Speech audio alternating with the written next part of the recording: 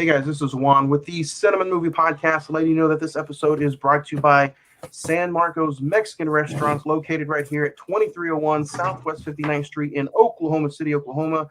Check them out as they have weekday specials Monday through Friday, and don't forget $5 margaritas on Wednesdays. It is the go-to medicine to get you over that hump day. And don't forget to let Abel know that the Cine-Men Movie Podcast sent you to get 10% off your entire purchase. 2301 Southwest 59th Street. Great food and even better customer service. San Marcos Mexican Restaurant, the only restaurant of the Cine-Men Movie Podcast.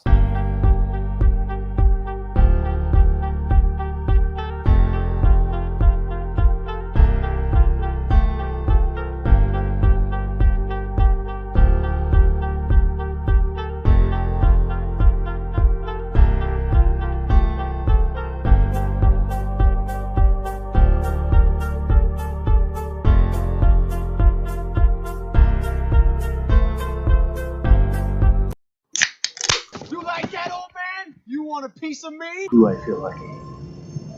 Well, do you, punk?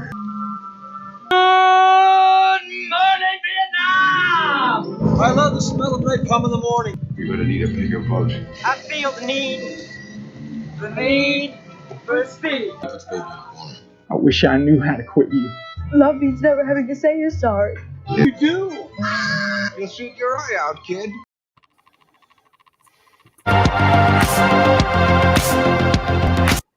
Happy Monday, moviegoers. Welcome to episode 199. Welcome to Spawn, and welcome to the Cine-Men Movie Podcast. I'm your host, Juan, and I am joined by the cast, the crew, the guys. Zacchaeus. Thank you very much. Edward. Hey, how's it going, folks? Craig. Yo. What a Monday, guys, and what a day, you know. What a weekend. We got some 80s here where we're recording from live here in Oklahoma City. It is a nice weekend. Did you guys have a good weekend, Zach? I did, yes. Sorry, I thought we were talking about Elvis today, so. Not yet. Craig, you have a good weekend? I did. I had a good weekend. What about you, Edward? Man, always a good weekend. You know, got some stuff done. Always a good weekend. When does he not have a good weekend is a better question. It's a lot.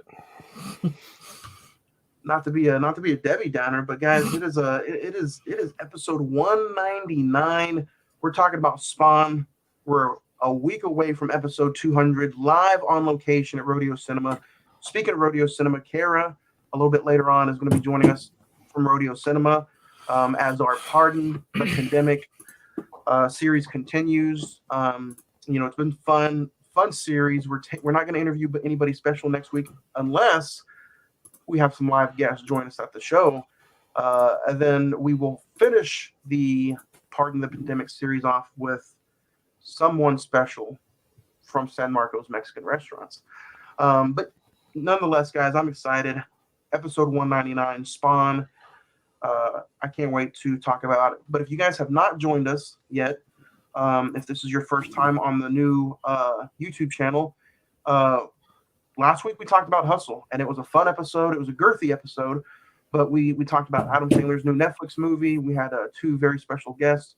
So I highly recommend you go back and listen to that episode wherever you can listen to podcasts at, or right here on the YouTube channel that you see Friday the 14th every single Wednesday. So I'm excited for today's episode. You can listen to it as well on Podbean, Spotify, Anchor, iHeartRadio, Pandora, Amazon Music, wherever you listen to podcasts at. And then the social media, you guys can find us on the social media.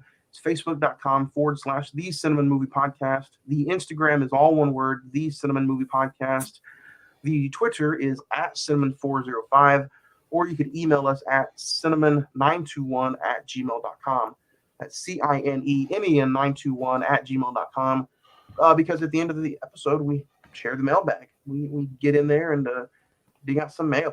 As long as there ain't no bills in there. No, man, I got plenty of them. No bills. So yeah. But next week is huge. We're gonna keep mentioning it probably throughout the episode. You guys can win one of these next week if you guys are watching on YouTube page or YouTube, you guys can win a San Marcos gift certificate. We're gonna have some door prizes. Some prizes behind me will be door prizes, movie posters, action figures, wall hangs. What about that Texas flag behind you? No, we got a man incoming to Austin, Texas. So Get rid of that Turbo Man, dude. That's being saved for one person. Edward's truck is going to be a door prize. The truck that he's in right now. So sorry about that. So you guys can check all that out. Door prizes next week, Monday, July 4th, live on location at Rodeo Cinema, 1 p.m. to 3 p.m. So you guys don't have to show up and hang out all day. Show up, put your head in. Give us a deuce and say see you later. Give us a yo-yo. A yo-yo. Hey. But yeah, other than that, guys, I'm excited. So should be a fun episode. We got a new top 5 this week, and then we're talking about the 25th anniversary of Spawn. So should be pretty fun. But Zach, speaking of Rodeo Cinema, I think you got some stuff you need to talk about, right? Yeah, absolutely. So, like Johnny mentioned, come see us next Monday, July the 4th. We're talking all about Independence Day. Come say hi, tell us your likes, dislikes, and just hang out with us. But as always, Rodeo Cinema is our Oklahoma City's unique non-for-profit art house movie theater located in the stockyards of Oklahoma. Their address is 2221 Exchange Avenue, Oklahoma City, Oklahoma. If you're not there to hang out with us, go see Elvis, the new Baz Luhrmann movie with Austin Butler and Tom Hanks, which I'll be talking about in my recent watches. So, like I said, come join us next week for Independence Day. Come one, come all. And the 200th episode will be live on this YouTube channel as well. So you guys can find everything you need at Emo Sawa Productions and the YouTube channel, Emo Sawa YouTube channel. You can check us out here now every single Monday. And then wherever you listen to podcasts, that drops after 9 p.m. So should be fun. Later in the episode, we will talk to Kara from Rodeo Cinema. But we're going to get ready to get into a little bit movie news here. There's a little bit we're getting into, so that's what we're getting into now.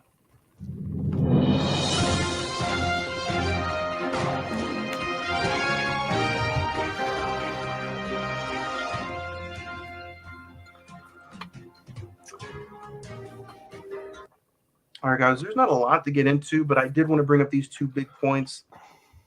Ezra Miller and The Flash.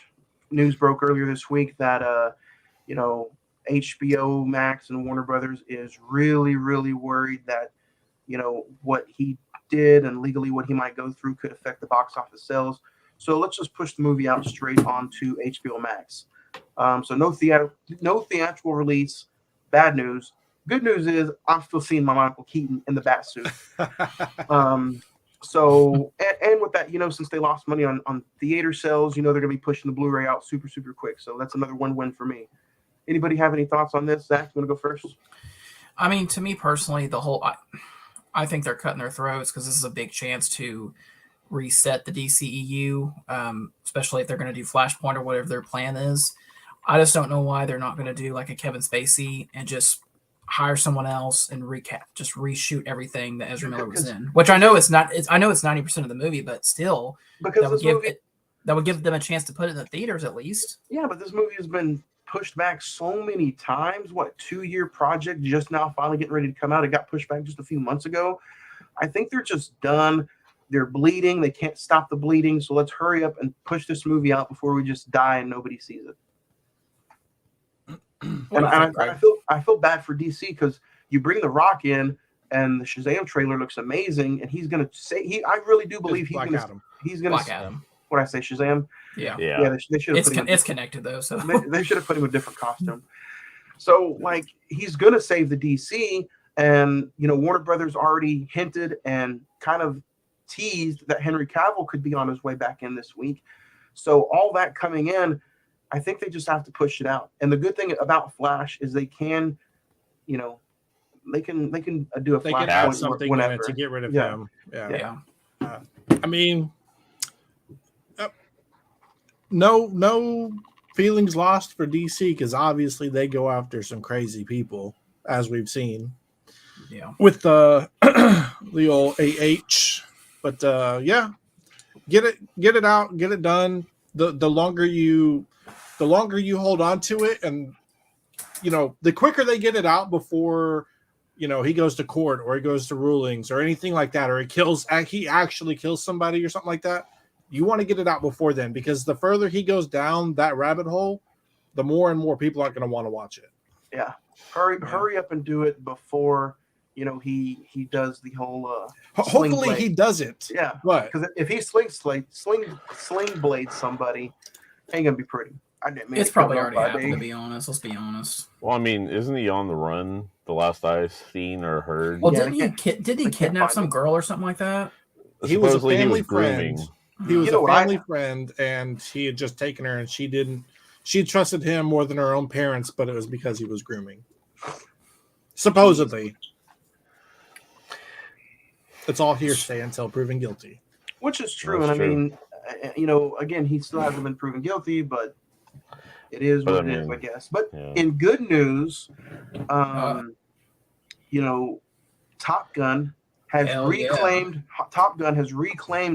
the number 1 spot at the box office. Number 2 is Jurassic World Dominion. Number 3, I believe, is Elvis. And number 4 is Lightyear. I'm a little shocked that Elvis didn't go number 1, but Top Gun, what happened, guys? Top Gun just had a resurgence and went all the way back to number 1. I think now it's a $1 billion movie.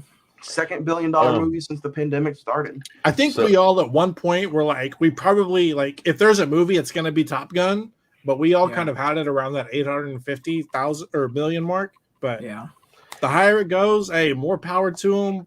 It's a damn good movie. I hope it goes all the way to the Oscars. I hear a lot of people going ahead and actually saying that, I heard Top Gun was doing good. Well, Jeff and Miranda seen Top Gun, so I want to see it because I don't know, just 2 random names. But that's the thing, though. It's become such a word of mouth movie that every single people at work say they haven't seen it, and I told them it's good, and they went and saw it, and they loved it, and they're going to tell their friends. And like Craig, you told your in-laws, and they went and saw it, and they said it was one of the best movies they've seen in a while. So I didn't tell anybody. They listened to the episode, and they're like, yes. "Oh."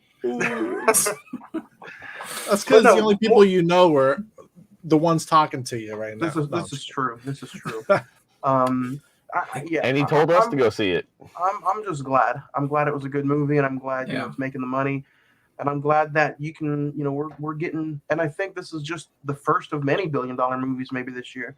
Some other movies that might Thor, Black Panther. I think Shazam could do it, or not. Black Panther. I'm pretty sure. And that's the thing, though. And that's the thing, because we're about a week from Friday for Thor: Love and Thunder.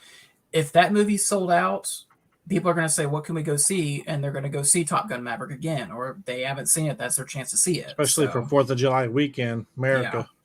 Yeah. But no, I think there could be $4 billion movies this year. Like, at least you're thinking Top Gun, Black Panther, Thor, Avatar. Yeah. It's gonna happen. So, which is glad. I'm kind of glad things are slowly going back to normal anyway.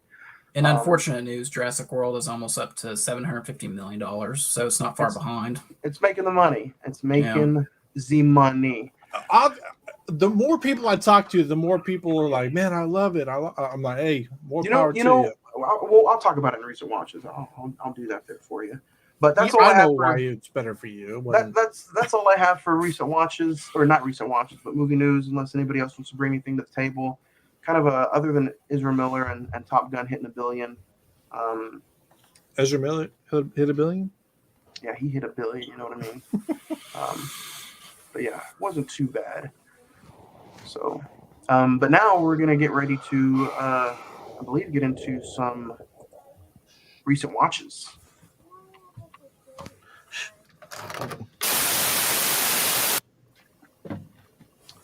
So, I do have quite a bit. But Ed, we haven't really heard from you. Do you have any recent watches you want to get off your chest? Any recommendations?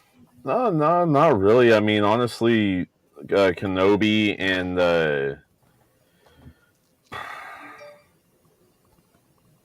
I don't know. I mean, Kenobi, that's about it. Zach, what about you? Do you have anything you want to get off your chest and recommend anybody? Yeah, I mean, we're going to talk about Obi-Wan here in a little bit, probably. I went to the movies twice. Saw The Black Phone, which, Craig, I know you were kind of interested in seeing it. I would say don't have high expectations for it. Just my personal opinion. I thought the pacing of it was a little slow, but Ethan Hawke, man, I will say he put in a performance. Watched Spawn. Johnny, I watched X. I didn't like it. You didn't feel no A24 vibes? Well, there was a lot of vibes, but it wasn't A24-ish. Well, we're going to talk about it in just a few weeks, so. Well, you're going to talk about it. I don't know if I will, but. We will. Elvis, which obviously, like I said, you can go see at Rodeo Cinema. Very, very good film. I was highly, highly impressed with it. I think Austin Butler, man, I think that dude is about to become a movie star. I'll just say that. And then another film called The Outfit with Mark Rylance. It's kind of like a 50s mob gangster film. Don't expect like Goodfellas or The Godfather or anything like that. It's more of like a character twisty plot story. But if I had anything to recommend, definitely go see Elvis. And I would say check out The Outfit. I think it's at the Red Box. So The Alphabet. The Alphabet.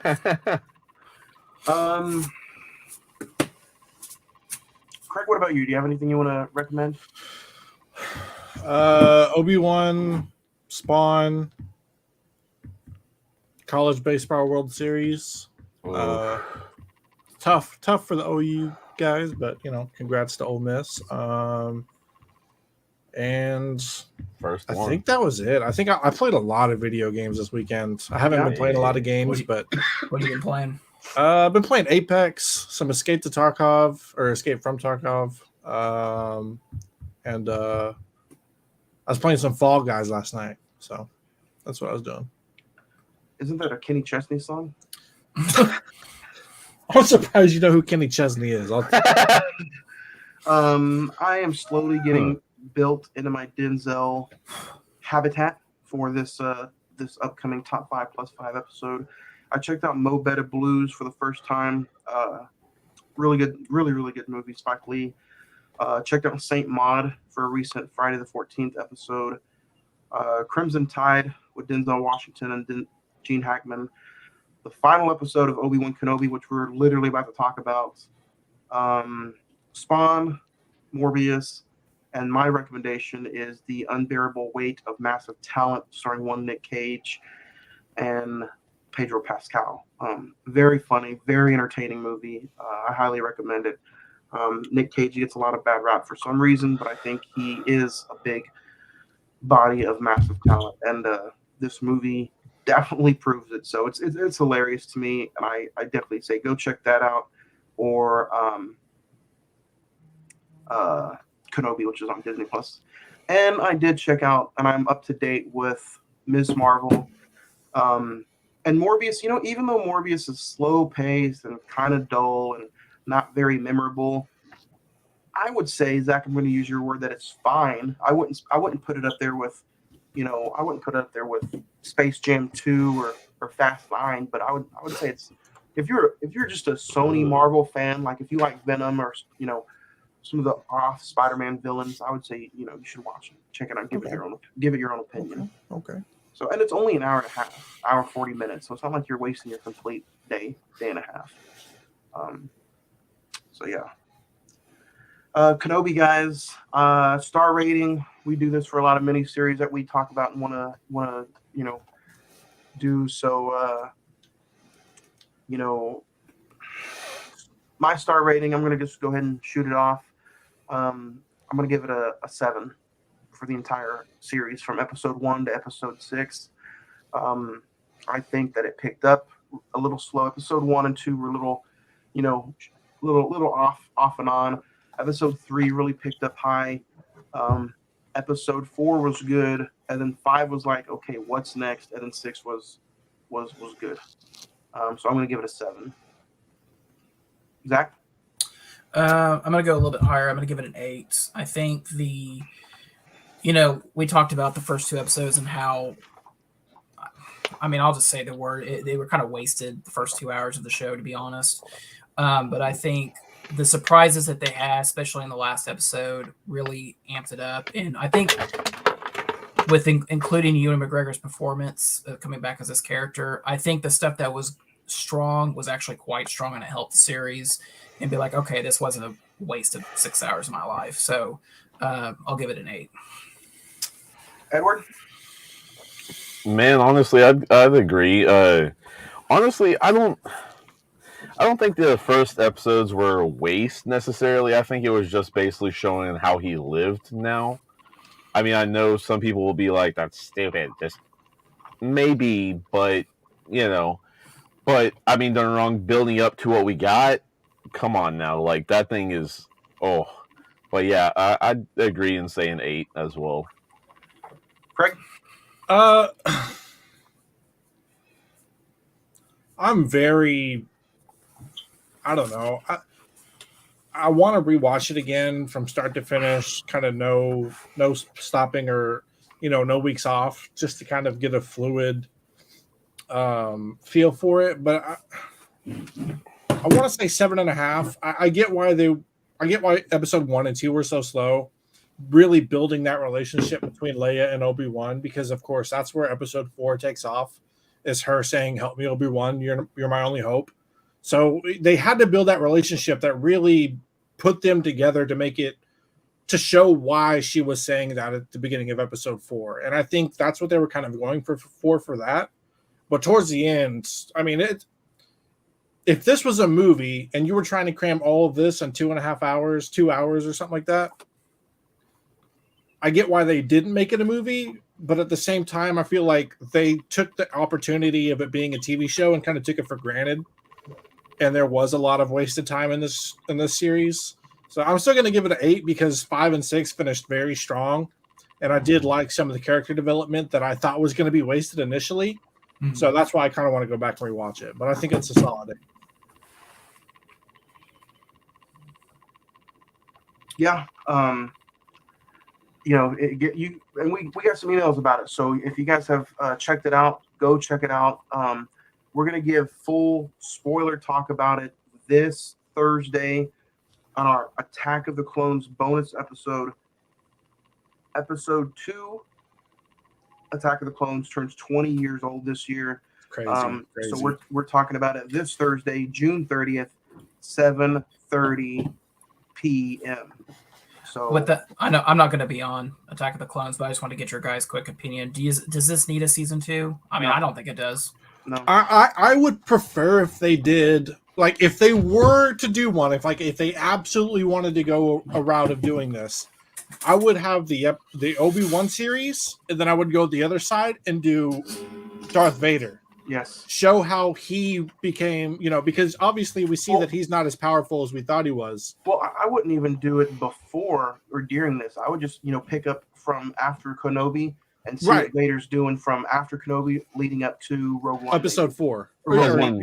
Yeah. Kind of like during Rogue One to episode 4. Because then you could even add Rosario Dawson as Ahsoka and have their little meetings and stuff like that. And I mean, you could do a ton. There's a ton from like the clone cartoon that you could do. There's a ton from just the books you could do. Yeah, you could add a lot if you were to go into that timeline, because you could pull in from the Bad Batch. You could pull in from Ahsoka because Ahsoka is going to be coming out. You could be pulling in from a lot of different things. Because I mean, with Ahsoka, with Rosario Dawson, that's promotion for her and that show. It's already, on top of that, Ahsoka is going to be out before. Like, if there's ever a season 2, you're going to have to be pulling from that. Yeah, but I mean, there's still like, it's just extra promotion. It's just like, hey, this is still coming. But I mean, there's all types of different scenarios that you can have, and making her with the canon, to go forward with movies as well, And who knows, we may even get some of that in the Ahsoka series, because I think it's based off of after episode 6. So we may even get some of that early stuff with Hayden Christensen being Vader and her kind of being back then. on top of that, with Obi-Wan, you could do the re-meeting of him and Darth Maul, for that matter. And that could tie in with Solo, and that could tie in with, just before episode 4 and all kinds of stuff like that. And I also think, I mean, I don't know if he's come out and said this, but I think it ultimately also comes down to if Ewan McGregor wants to do another season. Because they've all said they thoroughly enjoyed making this, and they would love to say, yeah. I've heard like 4 different websites, or seen 4 different websites have both Ewan and Christian saying, yeah, this was awesome. All right. All right, so next up, we got CDR Electronics. CDR Electronics serves the OKC metro area with the best value for electronics. They have video games, computers, TVs, accessories for your video games, phones, laptops, iPads, whatever you need. Go check them out at 1604 West I-240 Service Road in Oklahoma City, Oklahoma. And don't forget, let them know that the Cine-Men Movie Podcast sent you. And you know what? Thanks to Mr. Andrew that we talked to a few weeks ago, we might be doing some special code names. You hear a code name here on the episode, give them the code name at checkout, and you could get like 25% off your purchase. So keep an eye out for that in the works. And it could save you some money. So save you some of that cheddar. But now, Zach, I believe you got some facts that we did not know about Spawn. You want answers? I think I'm entitled. You want answers? I want the truth. You can't handle the truth. This is a new segment. I'm going to say top 4 facts you don't want to know about Spawn. I'll just say that. He took my idea. There you go. So Tim Burton, you'll like this. Tim Burton was originally the original choice to direct Spawn. Let's see. Wesley Snipes, Cuba Gooding Jr., Snoop Dogg, Denzel Washington, Tony Todd, Samuel L. Jackson, Alan Payne, Ving Rhames, Tupac, LL Cool J, Will Smith were all originally considered for the role of Spawn. John Leguizamo ate live waxworms on pizza for this film. He then vomited immediately after the take was wrapped. And then he also went on to describe that wearing the fat suit is like a penis wearing a condom.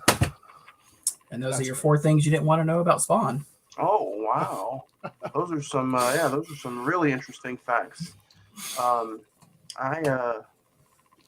didn't know that at all. But guys, it's summertime, and it's also time to have some cool drinks in your cooler. This episode is also brought to you by OKC Soda Company. It's the craft soda company of Oklahoma with super unique flavors like strawberry shortcake, blueberry acai, made with pure cane sugar and all natural flavors. You can pick up your 6-pack at Pruitt Foods, Crests, and other Homeland locations here, all in the OKC metro area. And also don't forget to visit them at OKCSodaCompany.com. Again, you can check them out on the social media, Instagram, Soda Company, OKC Soda Company. They also have a Twitter as well. If you're here locally, I highly suggest checking them out. They have a bunch of events at Scissortail Park. And, it's just a matter of time until you see one of us out there at some of these events. So keep your eyes out, and we'll be getting ready to talk about some OKC soda real soon. But, guys, like I said, we're just a week away from our first ever live event, sitting in front of the lobby at OKC unique movie art house, Rodeo Cinema. And it's kind of hard, to put our minds around this. You guys, I know it's a holiday and the hours are from 1 to 3 p.m., but I think it's going to be, it's going to be pretty big. There's going to be an aura around this day because you're going to have everybody excited that it's a holiday. You can have people day drinking. Everybody's just going to be nice and loose, and they're going to come in. They're going to get into some AC and enjoy it. And even though it's not like, how can I say this? Even though the timing is a little off, like 1 p.m. to 3 p.m., and even though it's 4th of July holiday weekend, say people are super busy and a lot of people don't show up. Just us being at that venue inside recording a live episode, I think that's just kick ass. So yeah, definitely. But little cherry on top for the 200th episode. oh yeah, for sure. But also, guys, if you're wanting some pizza on the 4th of July, they're open, and they're going to be open all day. Red and Blues Pizza, 602. Excuse me. I need some OKC soda. 602-2838. Craig, you want to take it away from me? Yeah, Red and Blues Pizza, 602-405-602-2838, 4500 South May Avenue in Oklahoma City, Oklahoma. They have all kinds of specials. I don't have the list in front of me, but go in, tell them the Cine-Men Movie Podcast sent you, and I'm sure they'll get you hooked up with one of the better deals that they have. You're not going to go away empty-handed with, you're not going to pay $20 like you will at some other pizza places and walk away with one or two pizzas. You're going to walk away with a whole bunch to feed the entire family. So go check them out. It's good pizza. We've all had it. We all highly endorse it. So, yeah. Sorry, that was without a script. I didn't have anything else. So, Hey, your mic, Johnny. You're muted, buddy. Coughing up a lung. These episodes are now live, so it's like, man, if you're accidentally swallowing a lung or You're got dying. something just dying, you kind of just got to go on with the flow. Go with the flow, bro. But we're waiting. Kara is going to join us here soon from Rodeo Cinema. She is the chief. So, The chief of what? sorry, I'm still kind of dying. Medic. But Ed, where are you at? We're sitting here doing this episode, and everybody's just probably joining us watching. And like Ed's like, forget Rodeo Cinema. I'm going to do a drive-in. We're just going to do a drive-in at the Rodeo Cinema. Hey, I'm gonna start just doing at weird locations, random locations around my place. My place is still real echoey, so this is one of the better areas for me to get a good sound bite. For all you listeners out there, I am in my 84 model square body, just chilling in the garage. So yeah, It's his cabin in the woods where he takes people to get murdered, basically. No, not at all, Zach. But before she hops on, I do want to say, spoiler alert for War Kenobi. Guys, what did you think of the battle scene? Vader loses the side of his helmet, and a lot of that battle scene was just... It was visually really well done. Not just visually, audio was, because it was fading in and out of the Vader mask. So you would hear Anakin, you would hear Vader, and I think the dialogue that they gave Hayden Christensen for this series was spot on, because we all think Obi-Wan shows it.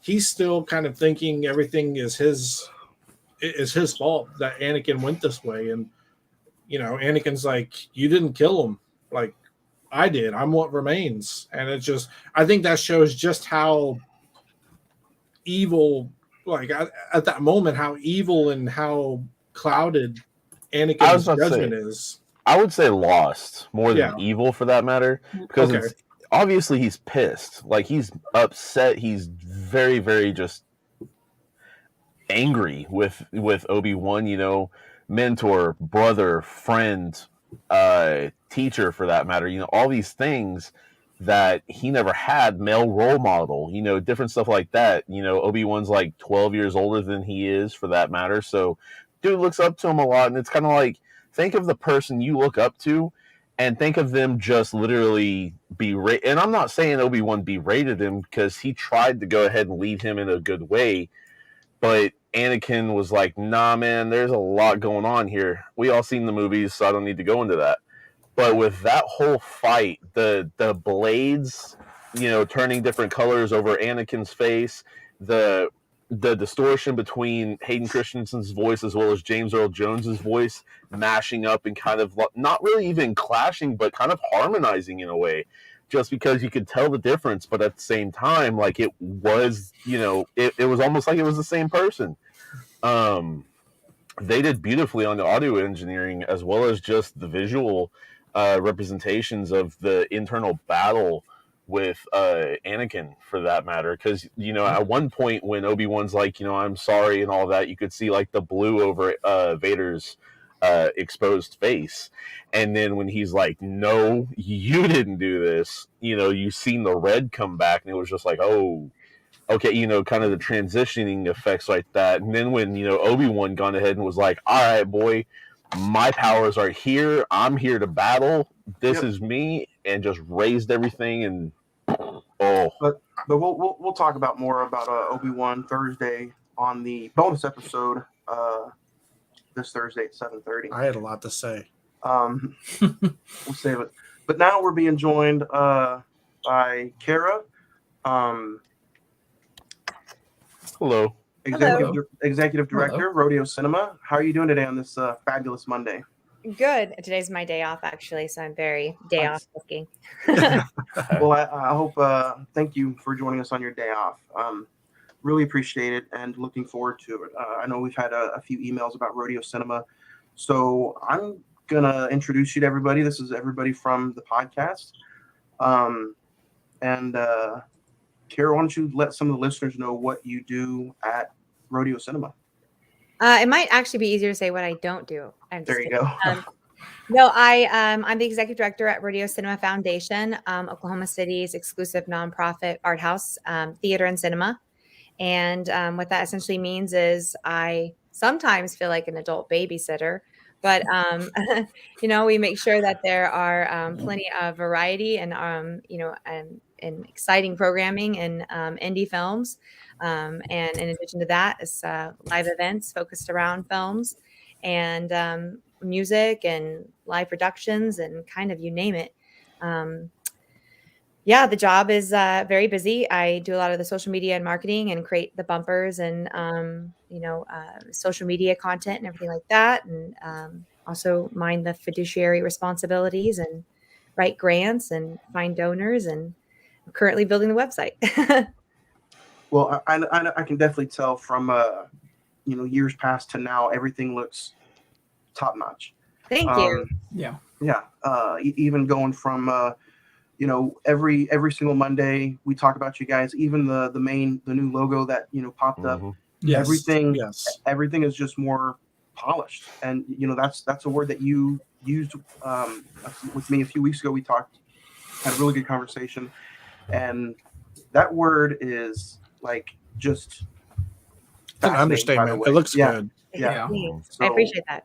Yeah. But everything looks good, and I know we're definitely finally excited to start rolling the punches out with a lot of our sponsors. We've been talking this series the past few weeks called Pardon the Pandemic, and so we've been reintroducing the sponsors to everybody on the show. And this week, I'm so thankful that we are able to talk to you about Rodeo Cinema. So is there any plans for you to do anything out of state, or maybe more theaters to pop up? How does something like that happen? So for us, of course, we have 2 locations, which most people are not even aware of. When I came on board, we are sister organizations with Circle Cinema out of Tulsa. Their founder is our founder. And we essentially opened in 2018. And, we were just getting our roots here in the community, and then the pandemic hit. And so, a lot of the wind was kind of knocked out of our sails. So trying to get people aware that we are here and that we also have 2 historic locations is a big part of why we sort of re-strategized our mission statement. And the essential, I won't give you the long paragraph version of it, but what it kind of boils down to is purposeful programming and historic preservation. And for us, that means purposeful programming is exposing Oklahomans to theater and films that they otherwise might not be aware of. Repertory cinema, cult classics. We just screened Pink Flamingos the other week, and it really wouldn't be a John Waters film if we didn't have some walkouts. And but, they wouldn't have otherwise known about it. The really cool thing is that our rodeo theater in the historic Stockyards district was originally a 1924 silent film house and a small vaudeville stage. So when we say historic preservation, it's holding on to those cultural, histories, and that, that is part of our history as Oklahomans. And as well as our Film Row screening room, which is, as we know, the last remaining screening room from the Film Row exchange. And getting that message out there. Most people are not even aware of what the Film Row exchange was. And so part of that preservation is continuing that history and passing it on to the next generation, and so on and so forth. And both of those locations are almost on their 100th anniversary. So that's pretty exciting. I mean, 100 years is nothing to kind of, You can brag about it. It's a milestone. Big deal. Yeah. And just the way that the theater and the building feels. I know me and Zach have been and seen plenty of movies there, and it feels like a movie theater should. Yeah, and it feels so of the time. You walk in, there's the concessions, here's like a little lobby, and then you go in, there's the theater. And then when you walk into the theater, it just has like an aura of, this has been here for a very long time. And I love how you guys are trying to just keep it going and let people know this is here. Yeah, and that was a big part of our renovation process. When I stepped into the position, I felt like we were trying to swim away, so to speak, from what we were. The lobby space was, really full of like posters and different cool, art and things like that. And, we had like arcade game and things in there. And I felt like we were taking away from what that building was, which is a 1924 Art Deco building. And that renovation really was leaning into that history, allowing those beautiful copper ceilings to be, showcased. The unusual, way that the building is built. Most people are not even familiar with that. So when you walk in and there is a ramp, it's actually referred to as a rake. And old theaters were built on a rake because they didn't have sound systems and electricity. And essentially it was a way to create sound from the entrance of the building to not go over into the theater. And the way that the theater would fall down from the rake, it would cause a sweet spot, sort of a sweet little echo spot where people could stand, and it would just, reverberate throughout the house. So little things like that were really important to talk about. And in addition to that, when you walk in and you see the red tile on the wall and the tile in the initial entry, that at one time was actually the outdoors of the theater, and where the rug sat was a box office. And being able to kind of talk about that history and how you can pull photos from the 1930s and see that tile on the building and know that tile still exists today is just pretty cool. Yeah. This kind of, you brought it up to me a few weeks ago, but I didn't send this to you. You also are heavily into podcasting as well. I am. Yeah. What kind of, what kind of stuff do you talk about, and what's the name of the show that you it's yours, right?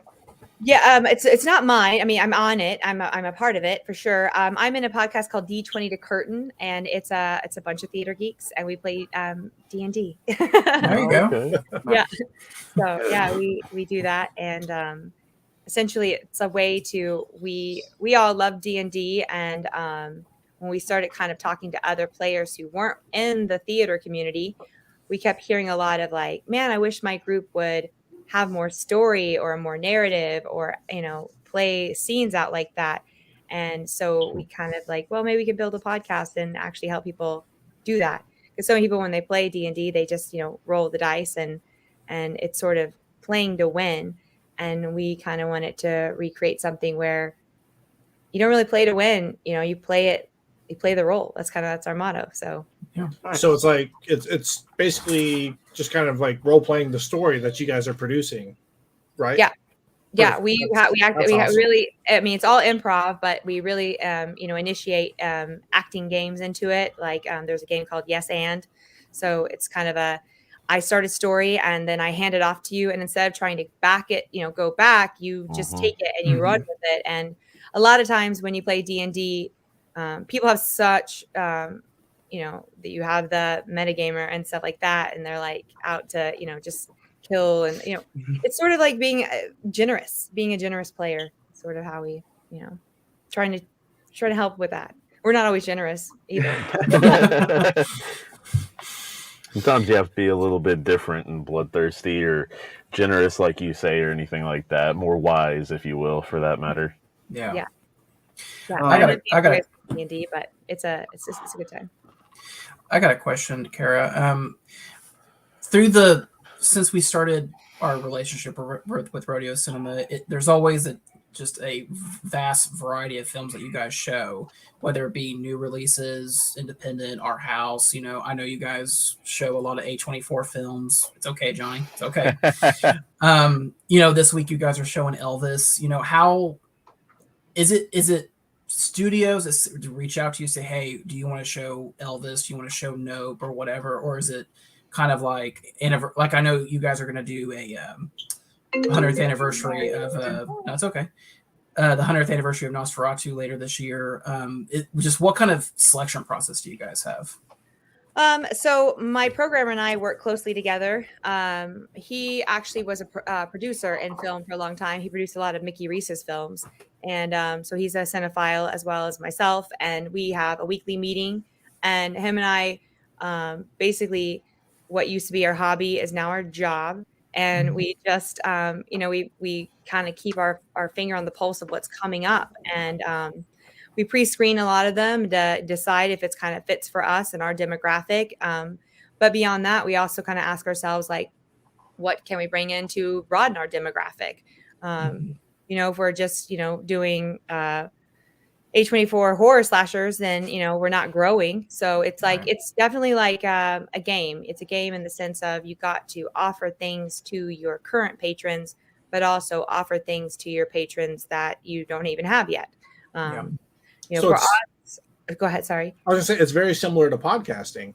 Yeah. You like set up with an idea and you come out and it's like, okay, what can we do to get, broaden our audience and broaden the ideas that we produced for people to enjoy.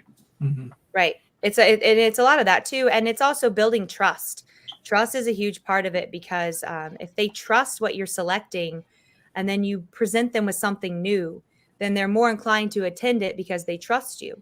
They believe in what you're programming. And a lot of it for us especially is AMC theaters is always going to present the big blockbusters. And people inherently just feel like, and this is going to sound terrible, but kind of sheep-like, they're like, that's what I've been told to see, so I'm going to go see it. And we're trying to create something different, which is you're not going to be told to see this. They don't have the marketing budget, but you should see this because it essentially is art and it's sacred.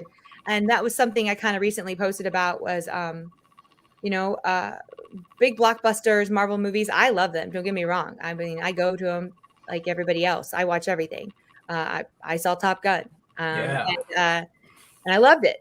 But those are like circuses and spectacles and fireworks shows, and they're big and they're like, outlandish and exciting. And art house films are like museums or, pieces of art. And sometimes they ignite positive emotions and sometimes they ignite negative emotions, but they ignite something.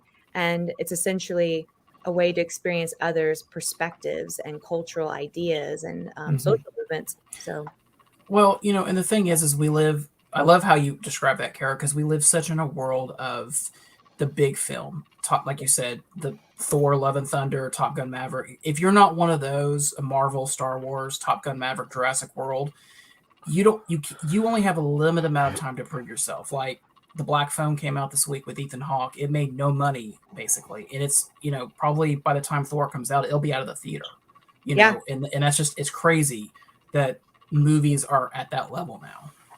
It's gotten to the point where, it's interesting because, Lynch, when he did Inland Empire, and he kind of did it because the first accessible camera to the public, became available. And he was like, now anybody can make a movie. And everybody was like, yeah, I don't know about that. He's like, no, I'll show you. Anybody can make a movie now. And I believe it was Scorsese. I kind of said the same thing when equipment started becoming affordable enough that the tragedy of it is that Hollywood will expand out, but the greatest movie of all time will be made and no one will ever see it. And wow, that's kind of where we're at, you know. Yeah. Everybody's able to make films now, and we're so oversaturated with things that streaming services and you know, I mean, you start out with Netflix, and then now, you know, there's Hulu and Paramount Plus and Disney Plus, and people are getting like fatigued. There's actual like science market research on it where people are like so overwhelmed that they're just falling back on things they've already watched because I believe they refer to it as nostalgia exhaustion. And and I think that's the problem, is that we've become so inundated with films that we're more closed off than ever before of trying something new. And which is unfortunate, because some of the greatest works that are, you know, have ever been made are being made, you know, Drive My Car, Everything Everywhere All at Once. Yeah, I heard that was really good. Yeah. It's insane, these films that are being made on these micro budgets, and people aren't seeing them. And we see an influx, of course, during Oscar season, when all of a sudden, you know, once again, they're told to go see these films. And I think the biggest message we want to get out is don't wait till February. They're happening all year long, and we're picking ones that we're weeding out the trash, you know. Like we've that's what we're doing here for you. If anything, we're getting to relaunch our membership program, and part of it is going to be almost a subscription base, where for a set fee, you can come in and see X amount of films and receive a complimentary drink and popcorn. And like for our largest one, it's literally like unlimited. You can come see as many movies as you want, you know, for a flat subscription. And for us, it's like we're trying to get people to realize subscription bases are doing really well for everybody, but it still doesn't replace the theater experience. Right. No. And, you know, kind of going back to, you know, you're saying that a lot of these films aren't seen, you know, they're made, but they're not seen. And I think that's why, going back to a couple of weeks ago when we went to the film festival, you know, we were able to see all of these short films, and we saw Chicken House, and it was just a breath of fresh air that, you know, you're getting to see ideas that normally probably wouldn't be accepted by a big time studio, but you're still able to see these ideas that these very good artists and people that know how to put stuff on film, that we're able to see it. Right. And it's a shame that a lot of people aren't getting able to see it. You know, we asked Kate Jones if we were going to be able to get Chicken House on DVD or anything like that. And, you know, she said it's kind of not up to her. She doesn't have the budget, and, you know, it's up to the producing market or her producer. The distributor, sorry. Yeah, and a lot of these films, what happens is they get snatched up by a distributor, and then they just kind of fall to the wayside. There's no marketing or anything like that. And typically, you know, they go to, like, you know, Voodoo or things like that, and they fall into the saturation of content. But something, it's interesting you bring that up, because something that we are working on at Rodeo is we really want to promote our Oklahoma filmmakers. And so we're in the process of working on a new website, in addition to a new ticketing system that will not only make the membership program a little more incentiveful, but as well, it offers the ability to do virtual streaming. And we want to create a virtual streaming for our Oklahoma films. So they're that would be big time. Nice, clean place. And we're also going to help them make them into DVDs that we can sell in our concessions. Oh, nice. That's awesome. Nice. Well, and the crazy thing is like how we found out about you guys is that, you know, I've come to the conclusion that, like, even something like this, or even the art house, the Oklahoma City Museum of Art, they show independent films. They show even not blockbusters, but around Oscar time, they'll show some of the animated shorts and everything. Yeah. The way I found out about you guys is that me and Johnny were wanting to see The Irishman, and it was a Netflix original that, you know, where Oklahoma is going to show in Chicago, Illinois, New York. I typed in The Irishman, and you guys were showing it. You know, it is, you know, it's 3.5 hours long, and we wanted to check it out. And yeah, I said, hey, I talked to Johnny and said, hey, this would be a great, if we could get them into our podcast as a sponsor. And that's really how our relationship got going is basically because we wanted to see The Irishman on a screen. So yeah, I mean, that's like whenever I started in January, I started at the very end of January in this role. And it was like kind of, I really just sat back and kind of watched for a little while and kind of, try to get the lay of the land and see what they were doing and assessing like what's going right, what's going wrong. And, it was right before Oscar season. And I was like, we really should program the worst person in the world. Nobody was doing it. And we sold. I mean, like that was probably the best I'd seen. Because when I started, we'd go days without anybody even showing up. And did Elvis do good this weekend? Elvis did great, actually. Yeah, we did pretty good. But our marketing's definitely stepped up as well. We were trying to get ahead of the game and make sure that everybody knows what's happening, what's coming. We're trying to do more fun, interactive kind of things to make it feel more involved. This weekend, for example, we opened up a cafe. And so now we have like sandwiches and charcuterie boards, and all of our sandwiches are always themed, which is kind of fun. So we have like the Kill Bill Volume 2 and Attack of the Killer Tomato and the My Hammy Bites and stuff like that. So this weekend, we're actually going to do a limited edition. We're doing the Elvis, and it's banana, peanut butter, honey, and bacon on a burrito bread and panini press, and it's really, really good. We've all been buying it, and eating it. So that's cool because you're taking something that I think Elvis liked, peanut butter and banana sandwiches. That was his signature sandwich. Yeah. So we're bringing it in for Elvis and stuff like that, and just different things to make it like more fun and more interactive. All the shells coming, and we're handing out opening weekend build your own Marcel kits, and make your own little Marcel the shell, and it's just things that make it a little bit more incentiveful to come out. Right. Instead of just going to AMC and getting your drinking popcorn and doing the normal, you're able to go in and kind of become one with what the movie is about. I think that's very good and very, that's marketing at its best. And it's different. I mean, you're not going to go to Regal. You're not going to go to AMC and have like a little Marcel the shell. That's very creative. That's very what that movie is as an A24 film. And like Craig said, it's brilliant marketing. Yeah. And that's a lot of it, what we're trying to kind of create. And, the thing is that when you go nowadays, I mean, I'm a market nerd, and market research is my bestie. And, there was market research recently published about how people will drive almost 30 minutes, almost 30 miles out of their way to go to a movie theater with reclining seats. And I'm not mad at them. I'm that person. That's me. I'm that girl. So I can't say anything. I like it. And we don't have reclining seats, but we have a 1924 historic theater. And you definitely, when you step in there, feel that like this is nothing like anything else. It's just getting them through the doors. And all of a sudden you're like, maybe I don't always need reclining seats. Sometimes this experience is cool enough. And it's so unique.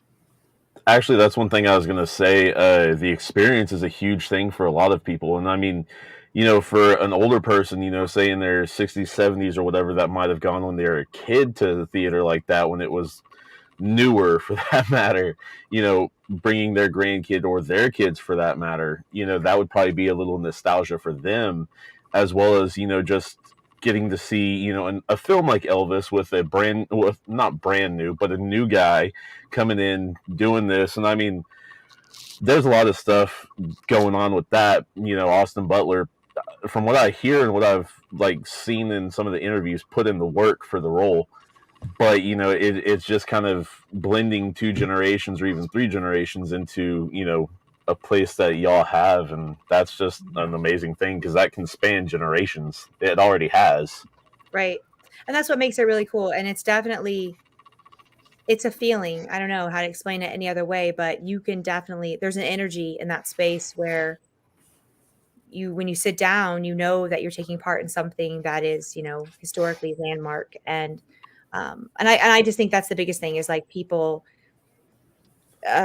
most people who have been there and they like it, they love it, they come back, and it's just like getting them through the door and not feeling so intimidated by it. Right. I will say though, our screening room in Paramount, our film row location, it's on our map to give it a facelift as well, and there may or may not be reclining seats.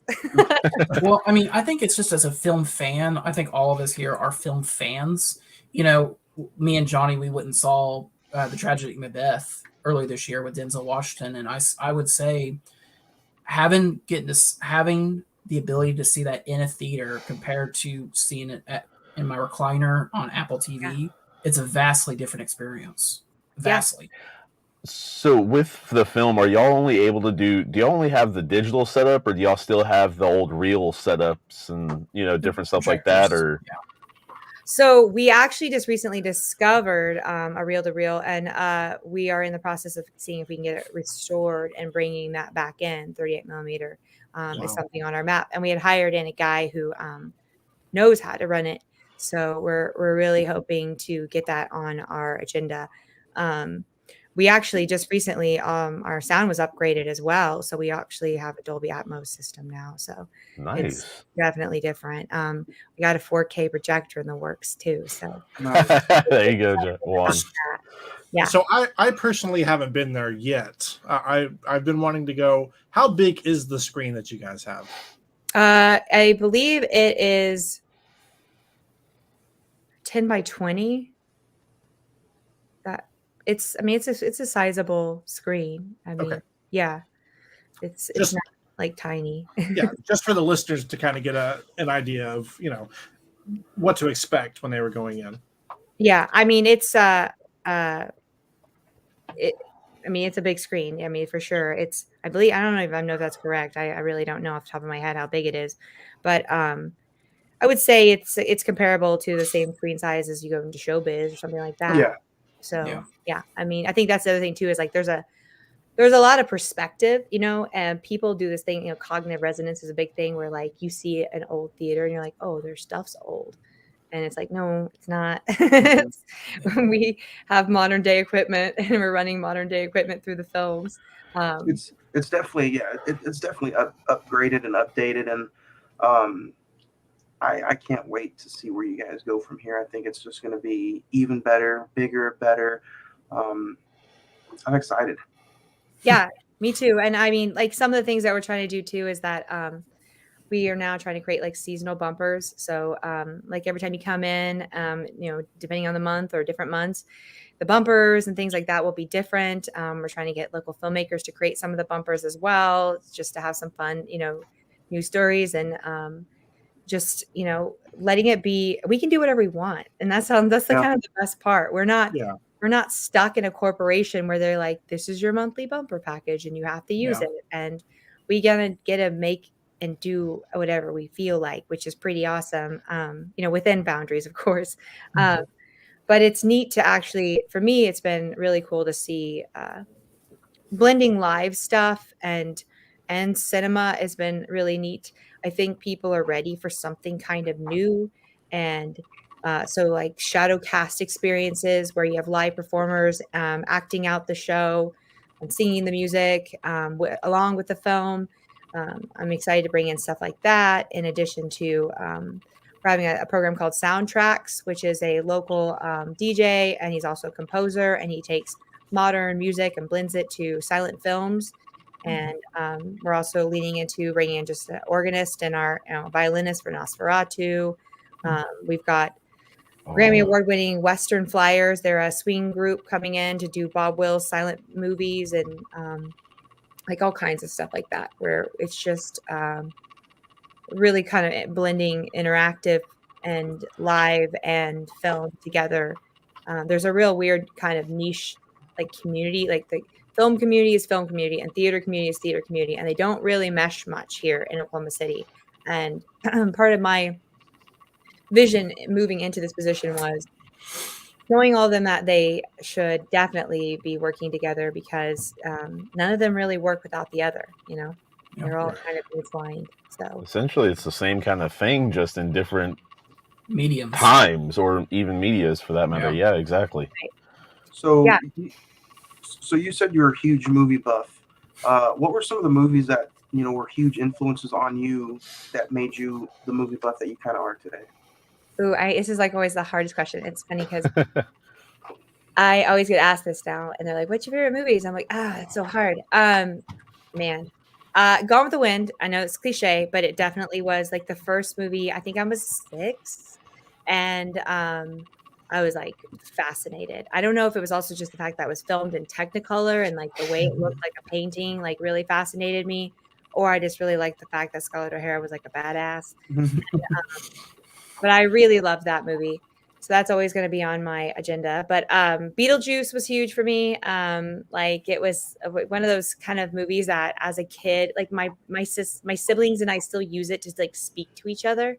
Like we speak in Beetlejuice with one another, and we always know, and we would play like that game. My brother would be Beetlejuice, and we'd like turn on the lights and say it 3 times. And it was just like stuff like that is always big for me. I've got a lot of favorite movies. It's really hard to pin them all down. And it always kind of changes too. Like movies and music really depend on my mood. Yep. I'll go through like genres and it's like I'm in that mode, it's like I'm hitting up Burton flicks and that's all I'm doing. Or I'm going real weird and I'm watching Titanic and Raw. And it just kind of depends on what I'm feeling. So it changes a lot. I agree with that. Yeah. But speaking of doing new things and testing the waters, and maybe you can even join us live next week. Next week for us is kind of a huge deal. Even you just opening the door for us and sitting down in the lobby, and talking a movie. Maybe you could have your GOAT list or your top 5 movies next week. Yeah, that's gonna be tough. I don't know. You have a week, so. It's just what we do every week. In that mode, I mean, it's just I have a lot of. I mean, gosh, doesn't that feel like somebody's like? It's like it feels like Sophie's Choice for some reason to me, where it's like pick your baby, and I'm like, I don't want to pick my baby. Yeah. Well, I mean, we do this literally every week. You can't leave one. You can't leave one off the list or one in the list. My number one always goes back between Jurassic Park and Creed. Every single, like you asked me what my favorite movie is, it's either going to be one of those two. So I get it. It can be difficult. Yeah, it's tough. I mean, I just like movies a lot, and there's some that are.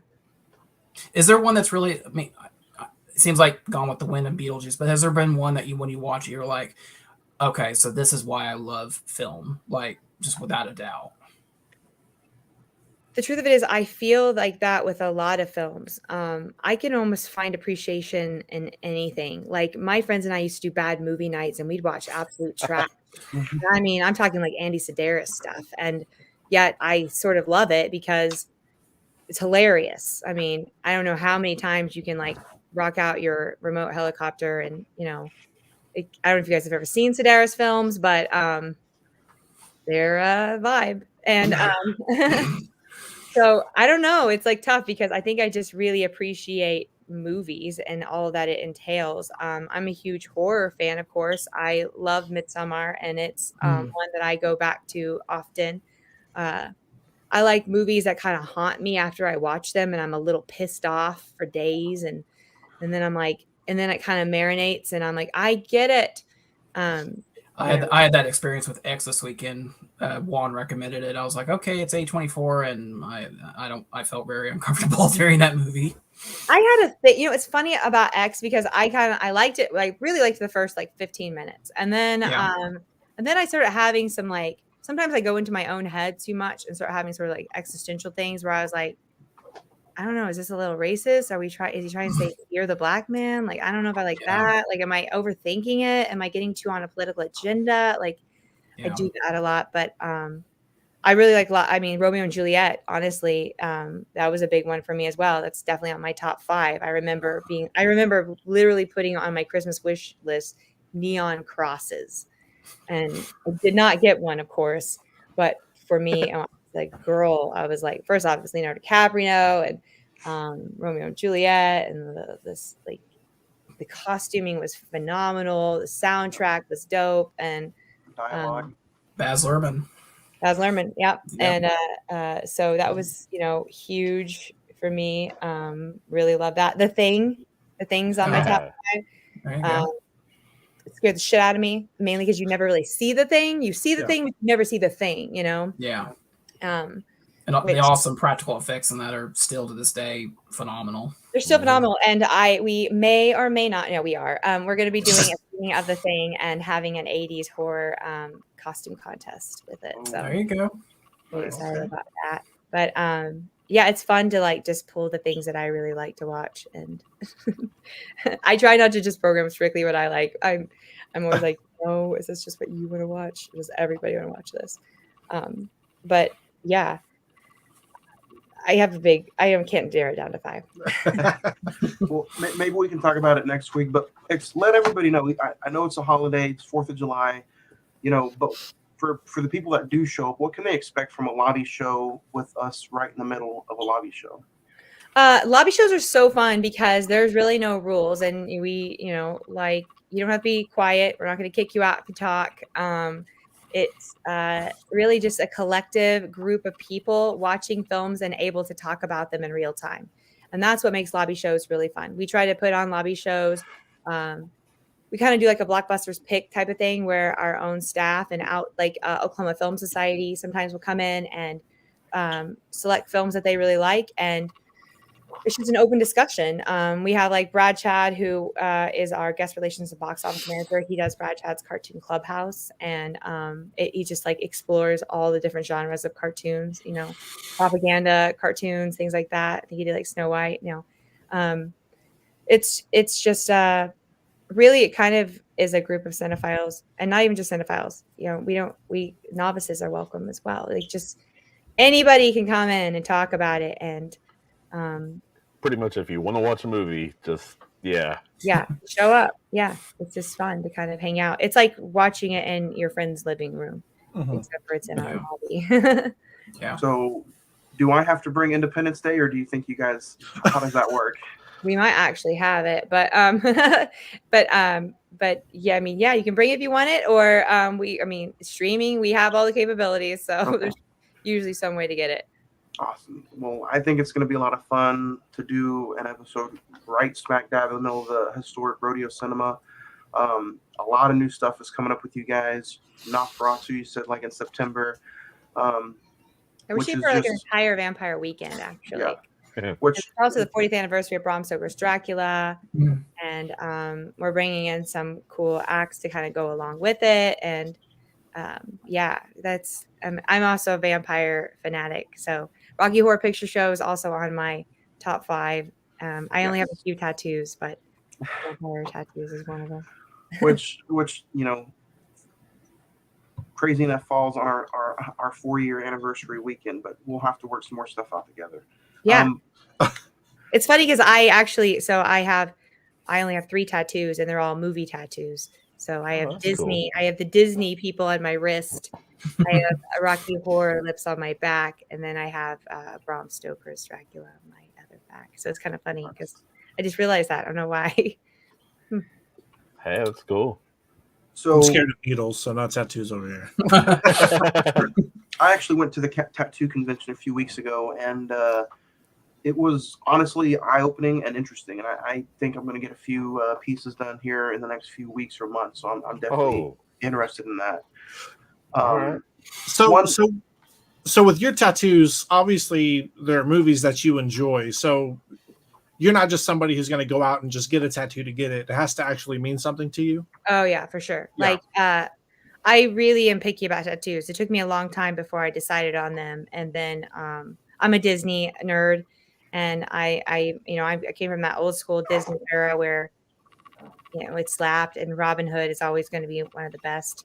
And but yeah, I think my next tattoo is I'm clearly I'm just a nerd, but my siblings and I don't know if you guys ever played Final Fantasy, but the old 8-bit where you select your player and they'd raise their arm. Yeah.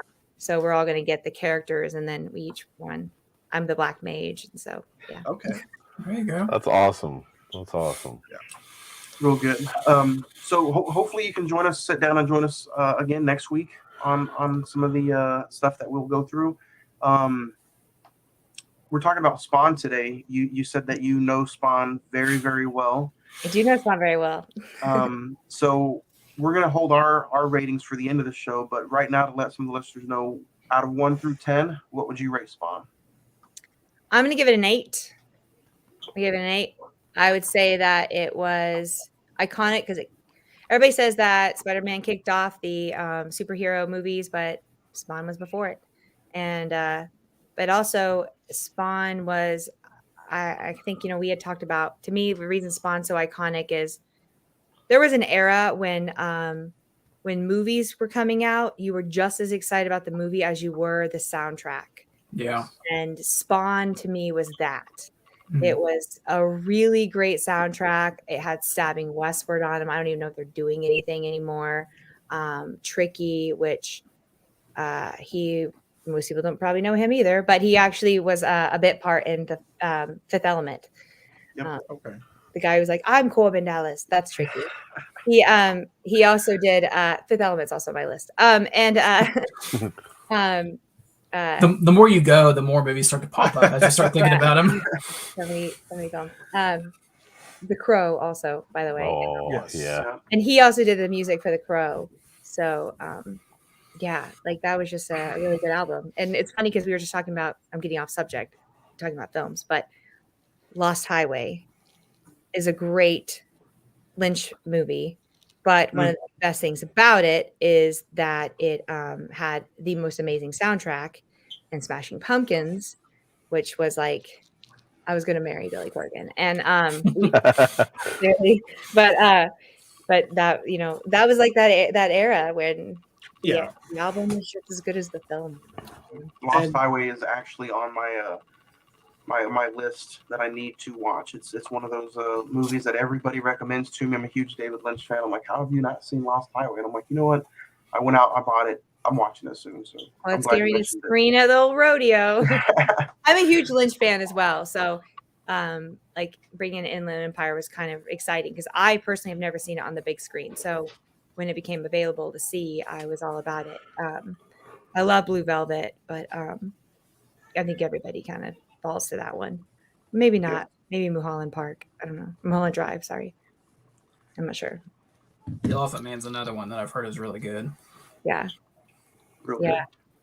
Lynch is that kind of, I think he's kind of crossed into mainstream a bit, There's a little bit of people finally have awareness of what he's doing. And I think we just finally have a generation who is large enough that they get it, So, yeah. But before we let you go, I know you said it was a day off, and I want to say again, thank you for spending your part of your evening with us. Radio Cinema keeps growing, and I think you are doing a great job, and I can't wait to see where the theater goes. I can't wait to see what you do for Radio Cinema in the future. And, can I plug one last thing? Yeah. So we're what's opening this Friday. So we'll have Elvis, of course, but this Friday opening is official competition with Antonio Banderas, Penelope Cruz, and it's a Spanish film, but it's fantastic and funny. And that's opening at Rodeo Theater. And then opening at our Film Row Cinema is Saul Williams' Neptune Frost. And I don't know if you guys are familiar with Saul Williams, but he's a brilliant poet. He did Slam, and we're opening it up on July 1st. And we're actually having a spoken word poet named Mac Woods, who's pretty prominent in the community, coming in and doing an intro with some spoken word poetry. And pretty excited about that. It's really awesome. It's a sci-fi Afro musical. I don't even know if that's real, but I love that. Is what it is. It's cool. And let some of the listeners know, like, where can they get those tickets? Can they just come in the door and get them at the door? Tickets can be purchased at the door, and they can be purchased at advance at www.radiocinema.com. So yeah. Mm-hmm. And things like that. It's just really, really exciting to get to actually experience a spoken word poet before you watch this film. And it is a musical, and but it's also really good music. It was produced by Lin-Manuel Miranda. His name never rolls off my tongue, but yeah. And that's going to be this Friday, right? Or this weekend? Yeah. This weekend, opening this weekend. So that's pretty cool. we got some good stuff definitely programmed in the works. Poser's coming, Sharp Stick, Marcel the Shell. We got a lot of cool films coming up. I'm really excited about. Films, it's like coming back, Really excited. And the Marcel the Shell, do they have to purchase a ticket to make the shell, right? Yeah, it's opening weekend only, and you have to purchase a ticket to get your kit. I think we're gonna have to go get some tickets, guys, and we can have an arts and crafts and see who's got the better show. I saw that trailer and I'm just like, it looks really good. I have to see on the big screen. Yeah, it's really good. It's one of those that there's few movies that just appeal to adults and kids, Yep. And we really don't do a lot of kids movies, and so I was like, that's a great one to really kind of kick it off, and so yeah, we're excited about having that one. Well, I saw some early reviews, and it said that you'll have more laughs than tears, so I'm kind of happy about that. Yeah. So how much sooner do you get to see movies than everybody else, since you kind of have the command? I mean, it kind of depends. It just depends on how soon they're trying to push it. You can always kind of tell. There's ones that they're like, yeah, you don't need to see it early. Everybody knows it's going to be great. And then there's other ones that they're like, watch it and like it and talk about it. It just kind of depends. Sometimes, usually 30 days around there, but it's not the same. You get to watch it on a screener with a big watermark on it, and it's definitely not like, woo, so great. It's just to kind of get the feel and the gist. And I usually throw them on while I'm doing other work, just so I can kind of feel it out. Because there's a lot of movies, you can't. I got I won't say a fight, but a debate with somebody the other day, and they're like, you can just tell everything by the movie, by the trailer. And I was like, how dare you? No, I have seen trailers that I was like, that's gonna suck, and then I show up and I was like, wow, that really didn't suck at all. And I've seen trailers that were like, that's gonna be the most amazing film of all time, and then I watch it and I'm like, ooh, that was terrible. Honestly, if you can tell everything by the trailer, then it's obviously not a good marketing team nor a very good movie. That's a question I was going to ask. Do you feel like some movies are starting to put too much into their trailers? Yeah. Oh, for sure. It was so funny because I hate how every genre or every decade or whatever, they have a specific sound they like to do, and A24 is especially they're just do that yeah. It's scary. I can't even tell. It feels like every movie's Midsummer or or something like that. Yeah, I'm like, what's happening? I know. I kid you not. The other day I was watching a trailer and I was like, why is that the go-to sound? It doesn't even fit this film's synopsis in the least. And yeah, I wish they'd quit that. But A24, they have learned that the secret sauce is marketing, and they're most people don't know this, but films have what's called social toolkits that come with them. And so essentially it's a way for theaters to help promote it. And sometimes you will book a film and they're like, here's my toolkit. And you're like, cool. So I got to do the footwork. And then there's A24 that's like, here's my social toolkit. And it's just a suitcase. And you're like, okay. I'll never use all of that, but cool. If Juan gets to open up the suitcase of an A24 movie, he can die a happy man. A24 is life for me right now, and whether it's After Yang or I'm Just X, whatever they put out, I'm at least going to buy and watch. I mean, it's more hits than misses for me at this point. What is your favorite that they've done recently? I really did like X. Also Saint Maud. I just got done talking about Saint Maud. Yeah. I like the stuff that they produce that makes me think days after I watch the movie. Yeah. Yeah. I think that's what they do a lot, which X was definitely that way for me. I didn't hate X. I just didn't I thought I was going to love it. I thought it was going to be a new fetish, but A Ghost Story is one. Yeah. Yeah. But then something that doesn't hardly get talked about, and I wished I saw on the big screen, was The Last Black Man in San Francisco. Oh yeah. Really, really good. Start out horror, and now they're expanding. It was so niche genre, and now you're seeing them. Like Marcel was kind of surprising. Yeah. But one to definitely put on your radar if you're an A24 fan is Neon. Neon's really coming up, and they've got some good stuff in the works.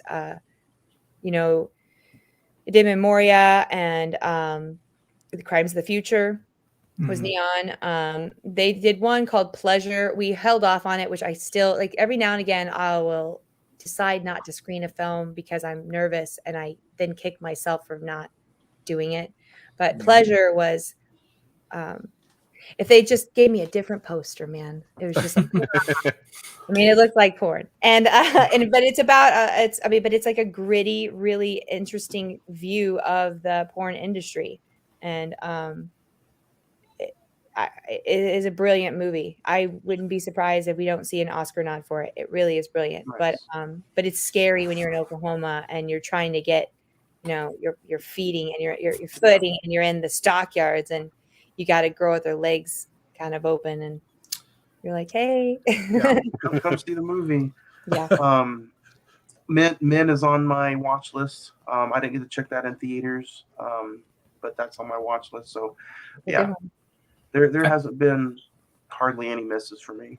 But. And you're right. I mean, the variety of A24 is so incredible. I mean, it's horror. They can do something like First Cow, and then they can come out with Uncut Gems. It's just they're on a roll, and I'm with Juan. I mean, pretty much anything that they are going to release, I'm interested in, just to see what kind of stuff they're going to do next. I don't know how we could, like I said, we talked about this I think a few weeks ago. I don't know how we can put it together, but in September or in August we're doing like a whole A24 month.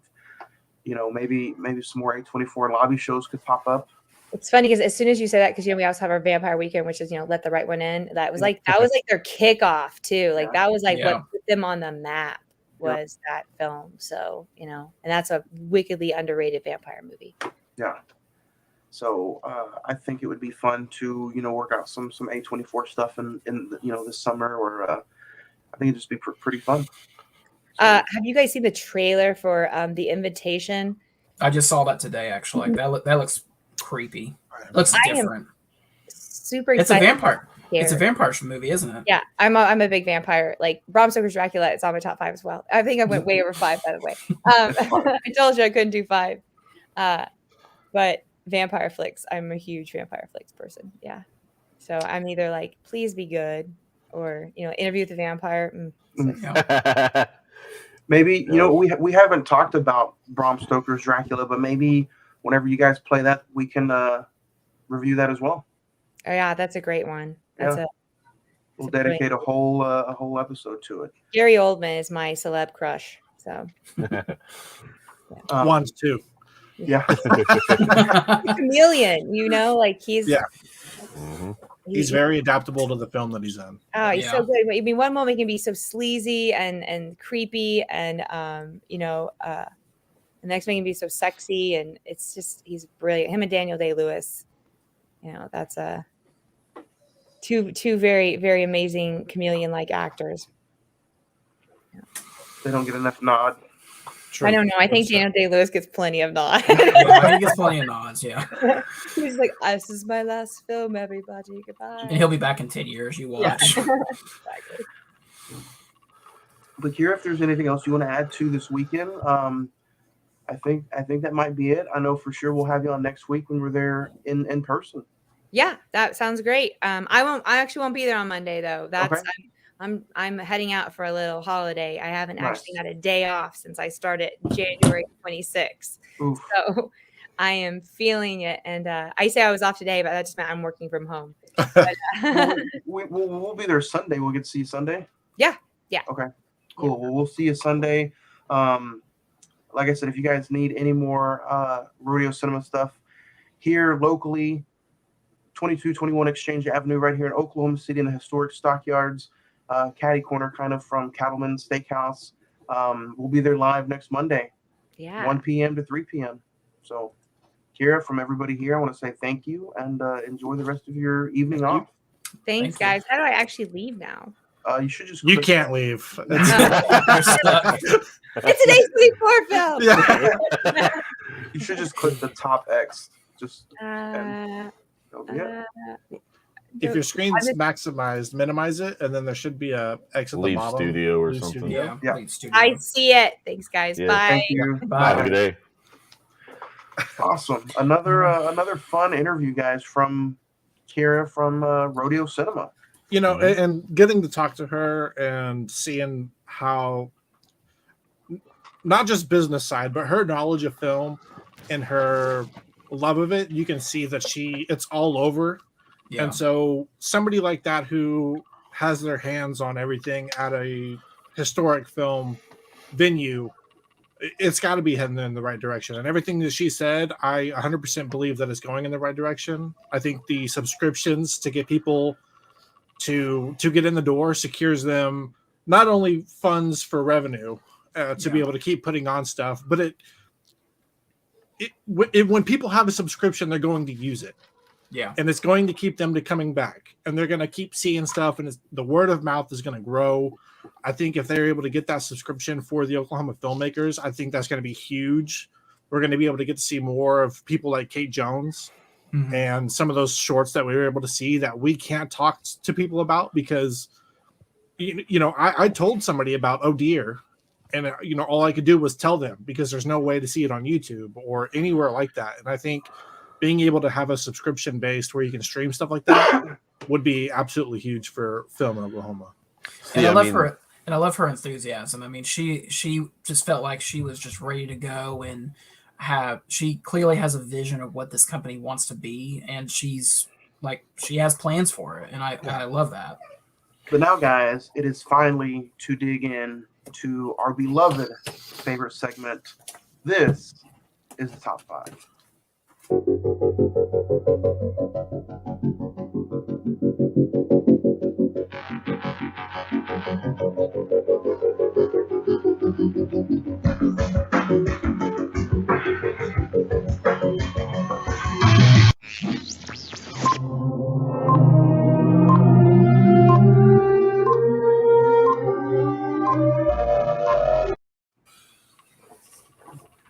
This is the top 5, guys. Before we dig in to the top 5, we are talking our top 5 movies from 1997. Before we talk about any top 5 movies, does anybody have any honorable mentions? Yes. Zach, I got you got any one. honorable mentions? I got one. Okay, I'm going to rapid fire through mine right quick. G.I. Jane, Men in Black, Guilty Pleasure, Batman and Robin, and my official honorable mention, I Know What You Did Last Summer. Zach, go ahead and what do you got? I got Amistad, Jackie Brown, Flubber, Selena, and my official honorable mention, Liar Liar. Flubber! Robin Williams, classic. Yeah. Ed, honorable mentions? Flubber, the same with, G.I. Jane, Fifth Element, and then also with Face Off, for that matter. The only way I knew about Face Off was Johnny was telling me about Nick Cage doing that whole dance and the. My honorable mention is Fifth Element. That's my one. And now number 5. I'll start us off. Number 5 for me, Edward. You mentioned it. Face Off. Yeah. Nick Cage at his best, directed by John Woo, John Travolta. The chemistry that these two have, and the amount of joy that the dialogue is between these guys is phenomenal. And it's funny, it's gruesome, it's grotesque, it's action out the ass. It's a fun movie. And I got to say, it was going on this list. I would almost say, just like last week, these movies I have in my top 5, to me personally, are 9s and above. So number 5 for me is going to be Face Off. Ed, what about you? What do you got at number 5? I'll get to mine in just a second. I just seen a Face Off interview earlier with Travolta, and basically he was saying that it was easier for him to find Nick Cage compared to Nick Cage to find him. So he had to give Nick Cage 3 or 4 movies to find what he should be looking for. Anyways, I'm probably going to get a lot of stuff for this. People are probably going to hate me. Stuff every week, so I mean, it is what it is. That's my moniker, I guess. Number 5 for me, Private Parts. Of course.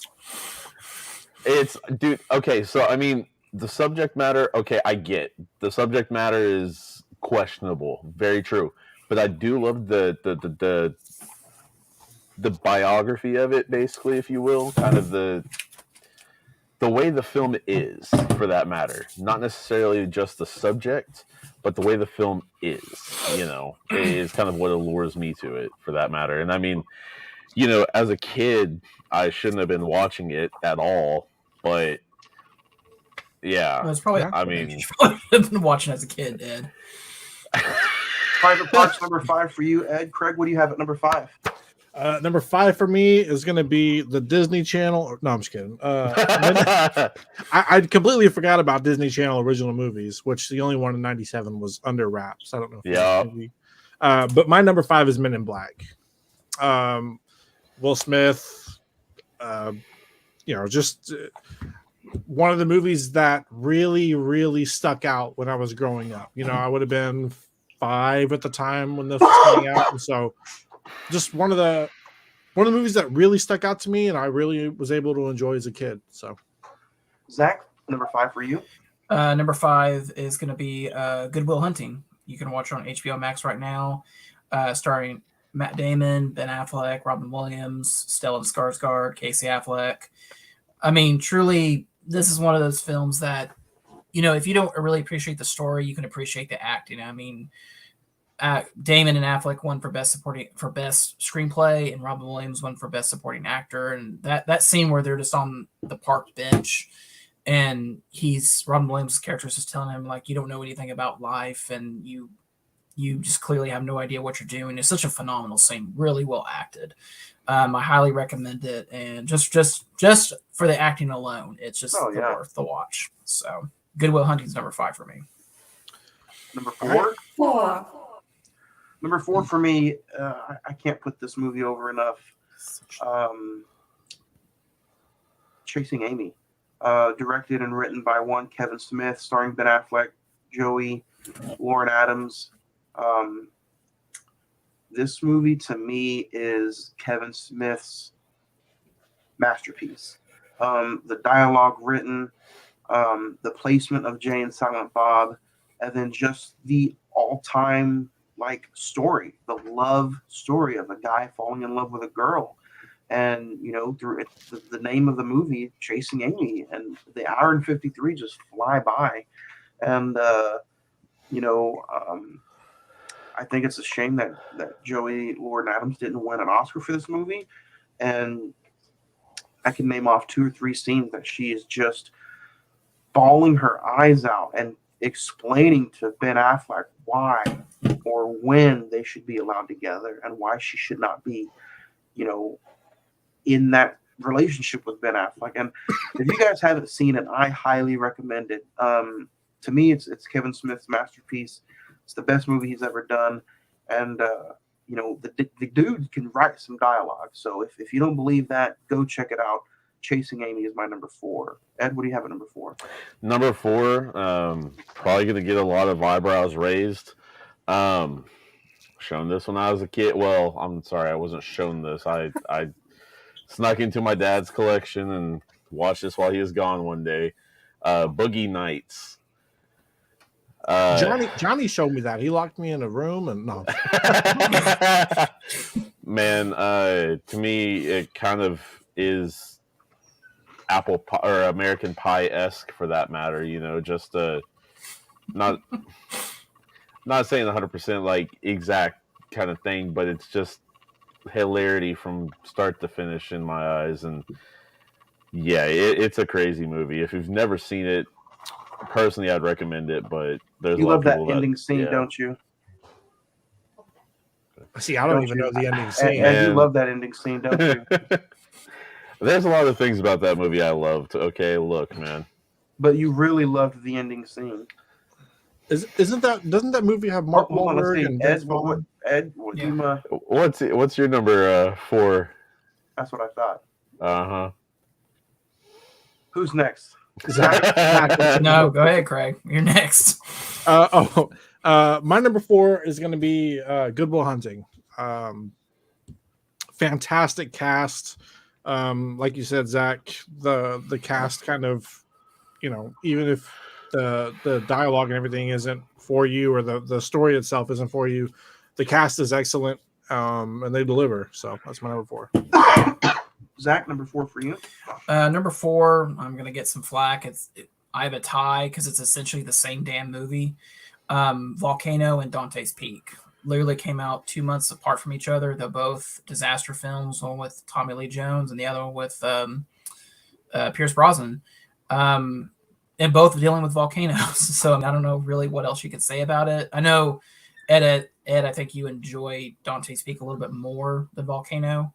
But, I mean, it's essentially the same. It's like White House Down and Olympus Has Fallen. It's the same freaking movie. It's like the Marvel and DC of disaster films. Basically. Who's going to make it better? Yeah. All right. 3. Number 3 for me, when you got to kill every mother in the room, you need Anakin. No substitutes. Jackie Brown from 1997, Quentin Tarantino's underrated, amazing film about drugs, a flight attendant, and an arms dealer. You think that's his underrated film? I think it is underrated. A lot of people don't talk about Jackie Brown, but when you have the stellar cast of Pam Grier, Sam Jackson, Michael Keaton, Robert De Niro, like this movie was badass, and you can go check it out on HBO Max. We did a whole Quentin Tarantino month a few years ago. I don't think this is a movie we did not touch on. No. I think another Quentin Tarantino month could be pulled out of the hat, and Jackie Brown is it's a fun movie. And again, perfect dialogue, cinematography, and it's Quentin Tarantino at his best. So number 3 for me is Jackie Brown. Ed, number 3 for you? Number 3 for me, Craig, I didn't forget about them. Actually, Under Wraps. I'm just gonna take all day long. It doesn't matter. I mean, the nostalgia for Disney movies is completely underrated. I mean, just because it's a movie that was put out by Disney on public television doesn't make it any less successful or better than other films. It's completely based on your view of it. It's more just like that was one of my first 3 basically that I ever really got in touch with and really just loved. So crazy parts, but very cheesy, very cheesy. Yeah.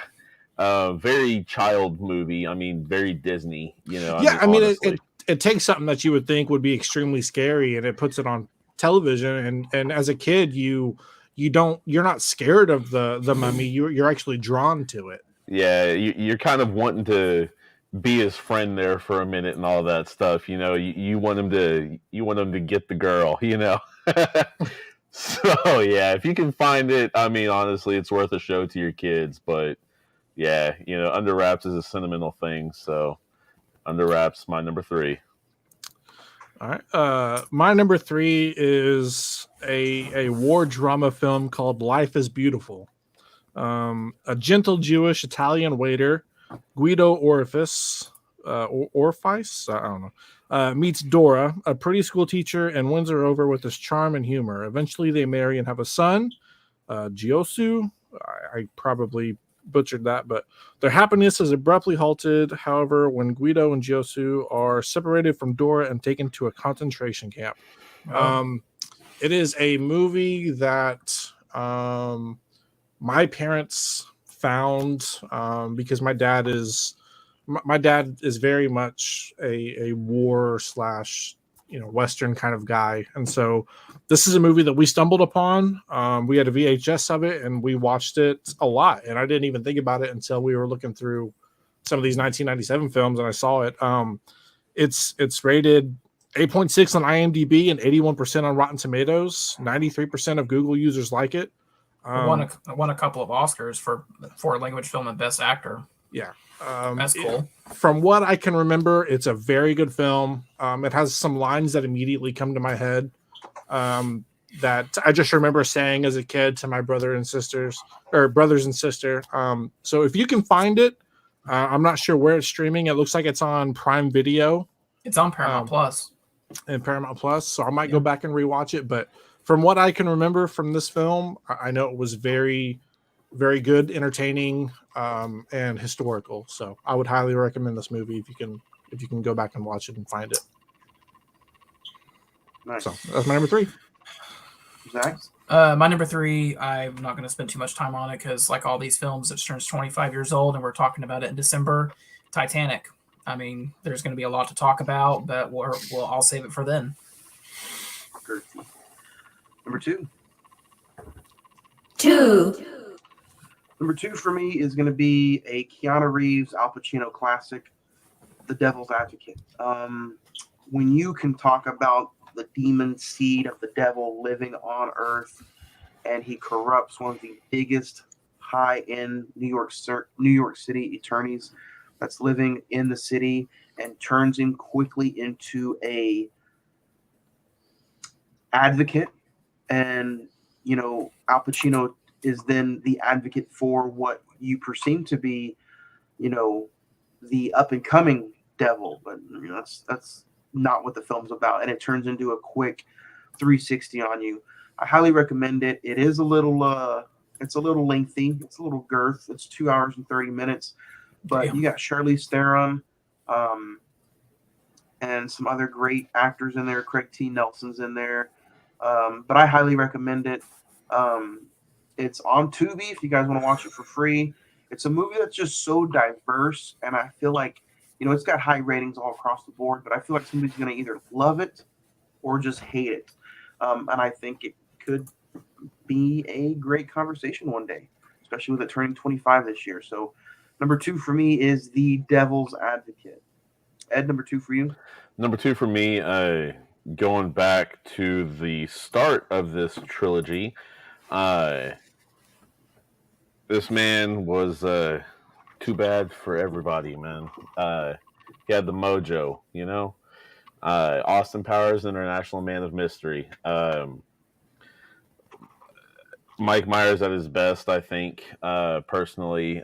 He's just, in this one, just hilarious. It's ridiculous on some of the stuff that they come up with, little gags and the little, things that kind of trickle over into the other movies for that matter.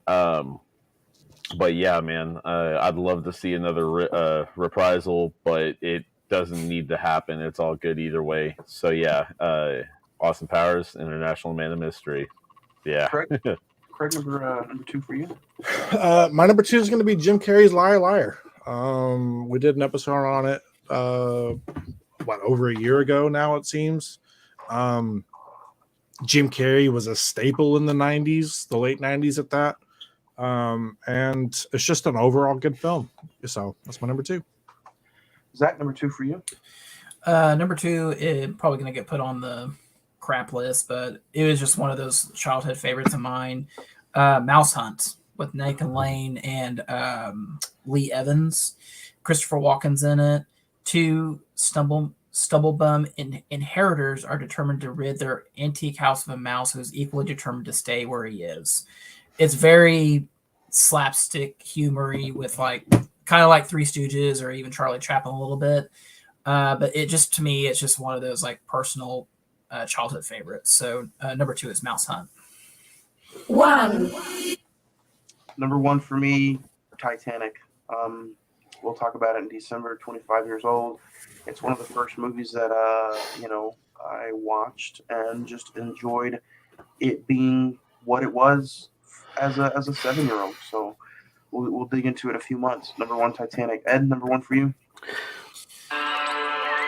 Man, the music, the movie, the actor, I can't say more about this film. Literally, the dude is and has been one of my favorites of all time, actor wise, as well as this movie is one of my favorite, best, top favorites of all time as well. The music, spot on.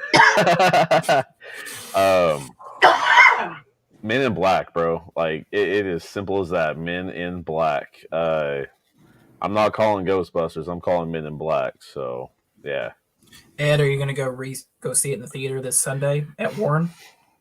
I don't know about for its 25th anniversary. I mean, it depends on what time we're doing other business. You know, we'll see. Craig, number one for you. As much shit as I give Titanic, it is a damn good film.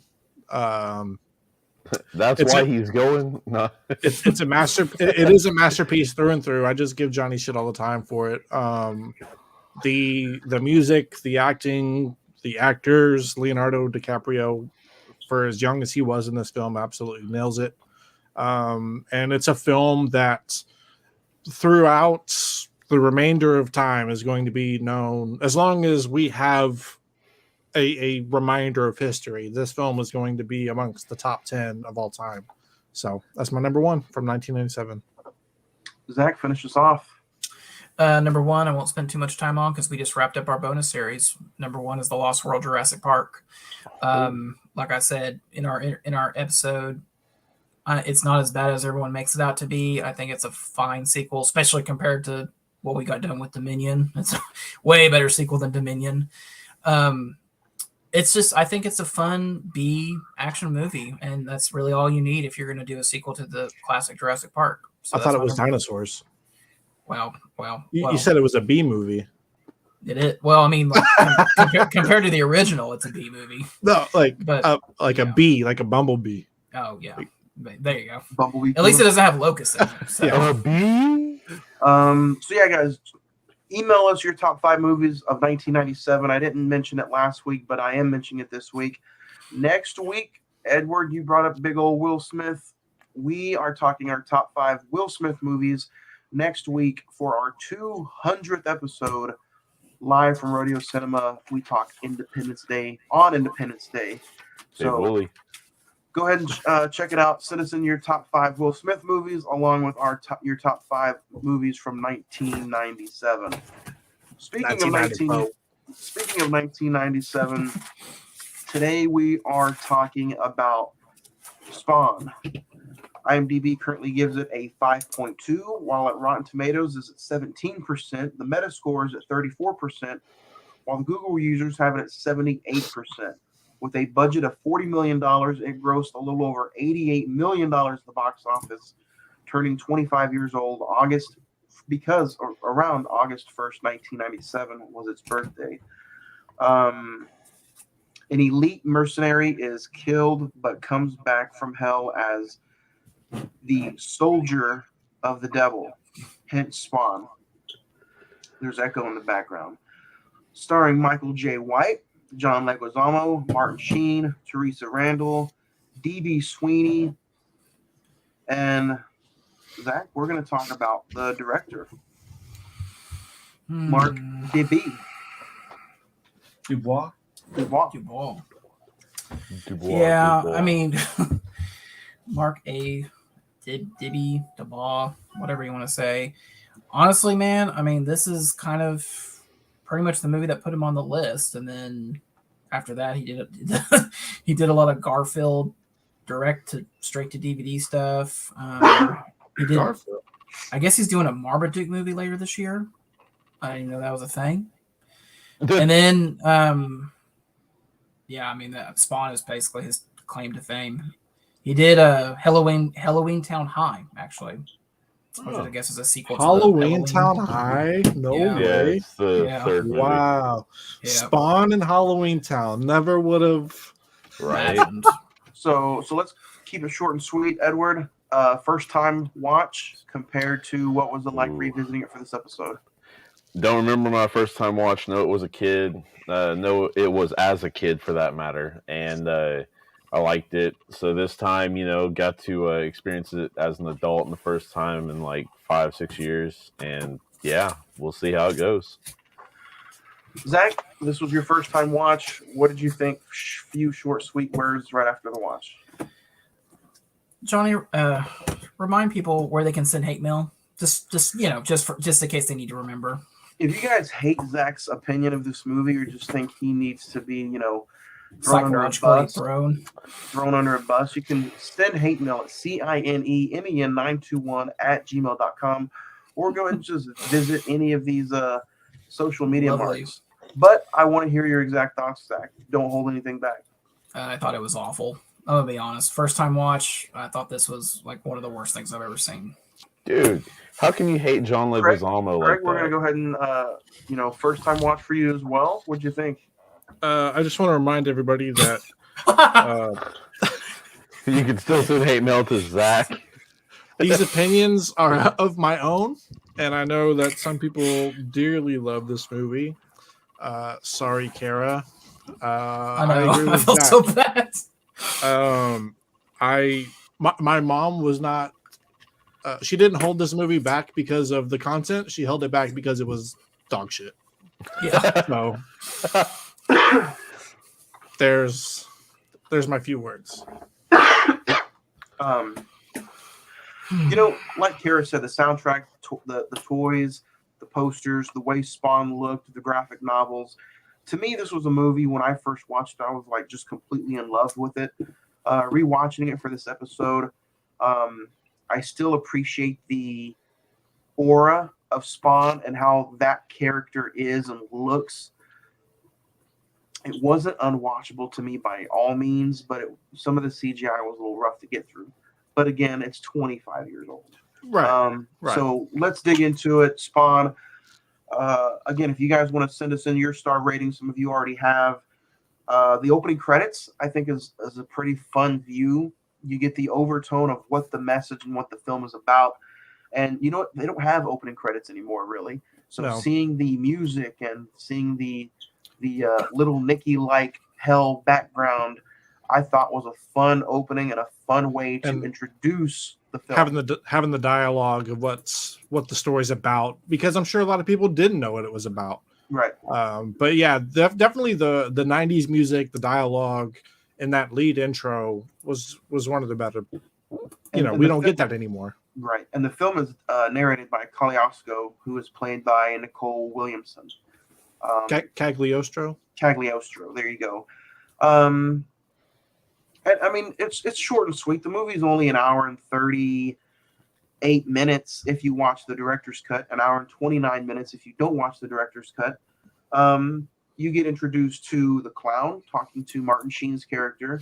You get introduced to Al Simmons, played by Michael J. White. I got to say this right off the hand because I forgot how he was in this movie. John Leguizamo stole the show in this entire film.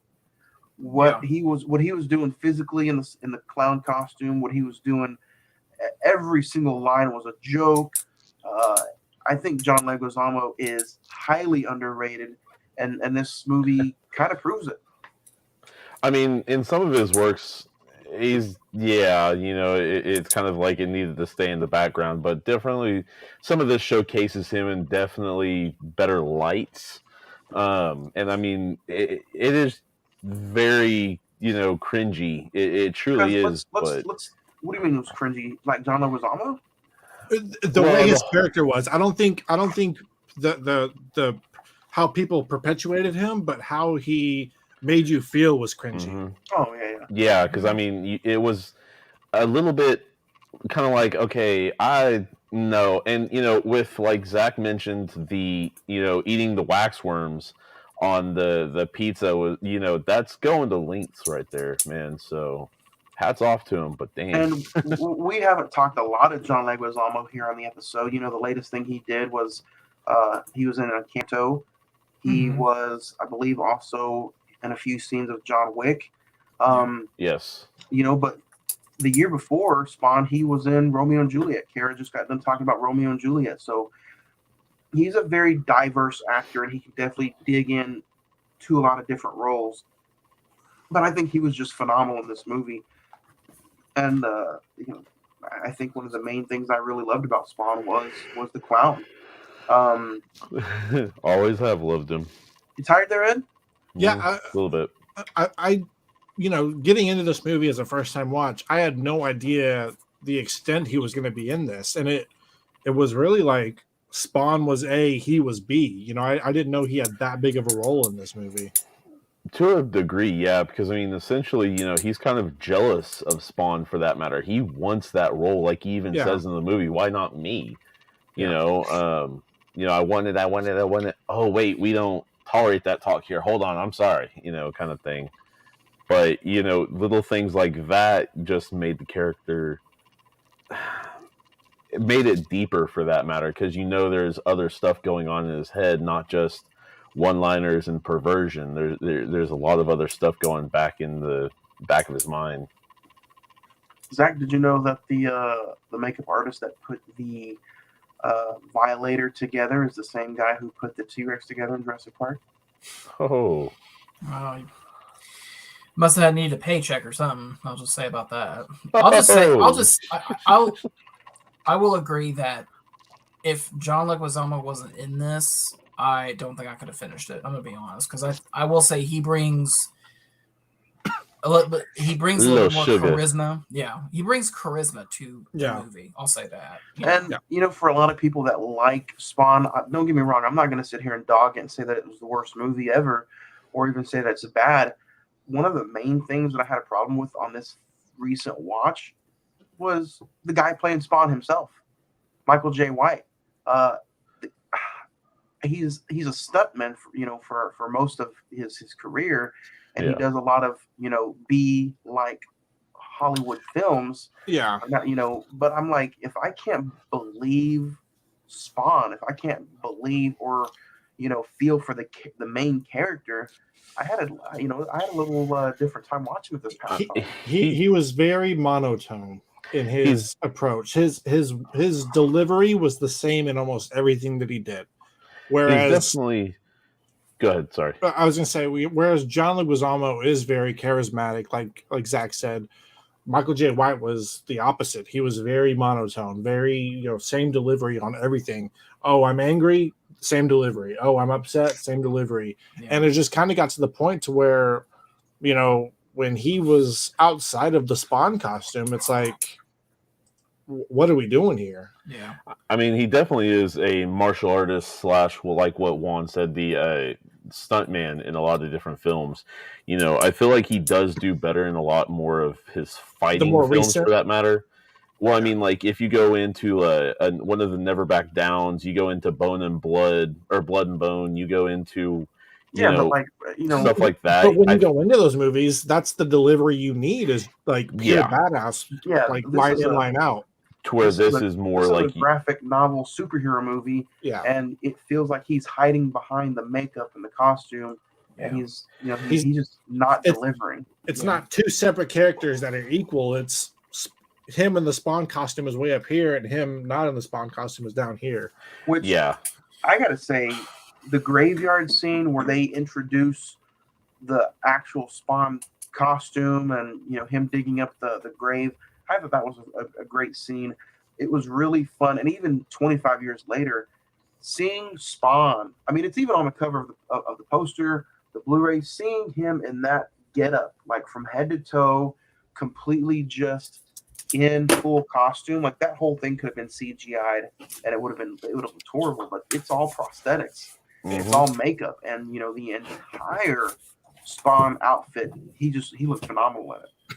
And I will say, this is mine and Zach's first time watch, and I think that really does do this film maybe an injustice compared to if we would have watched it back in 1996 when these CGI moments weren't as bad as they are right now. Yeah, and if we might have had that nostalgia like you and Ed have, maybe it would be a little bit different for us. But for us coming into it fresh, it's just like, man, this is rough. Like, there's no nostalgia for me. There's no, like, the Spawn outfit's cool. When he drops into the building and the cape comes out, all of that was amazing. I just think my review of this film is going to be a product of it being. Well, you're looking more from the artistic side for that matter. You're looking more from the, not just the, okay, what? Not really. I don't think he's looking more of the artistic side. I think. Well, I'm not saying. We just watched the movie as is.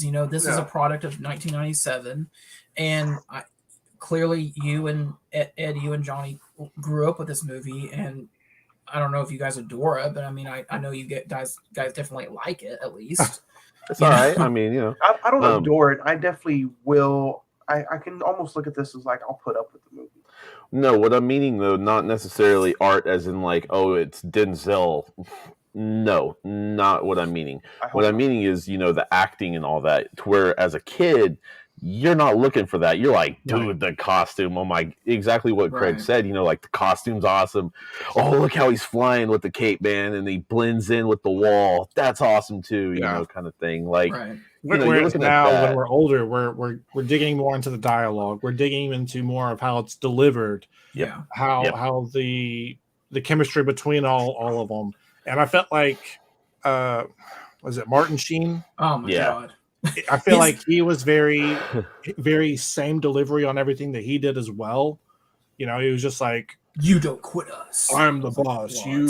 I feel like that more with him though was the way it was written and told for him, to where Michael Jai is kind of just that's how he is. Him. Yeah.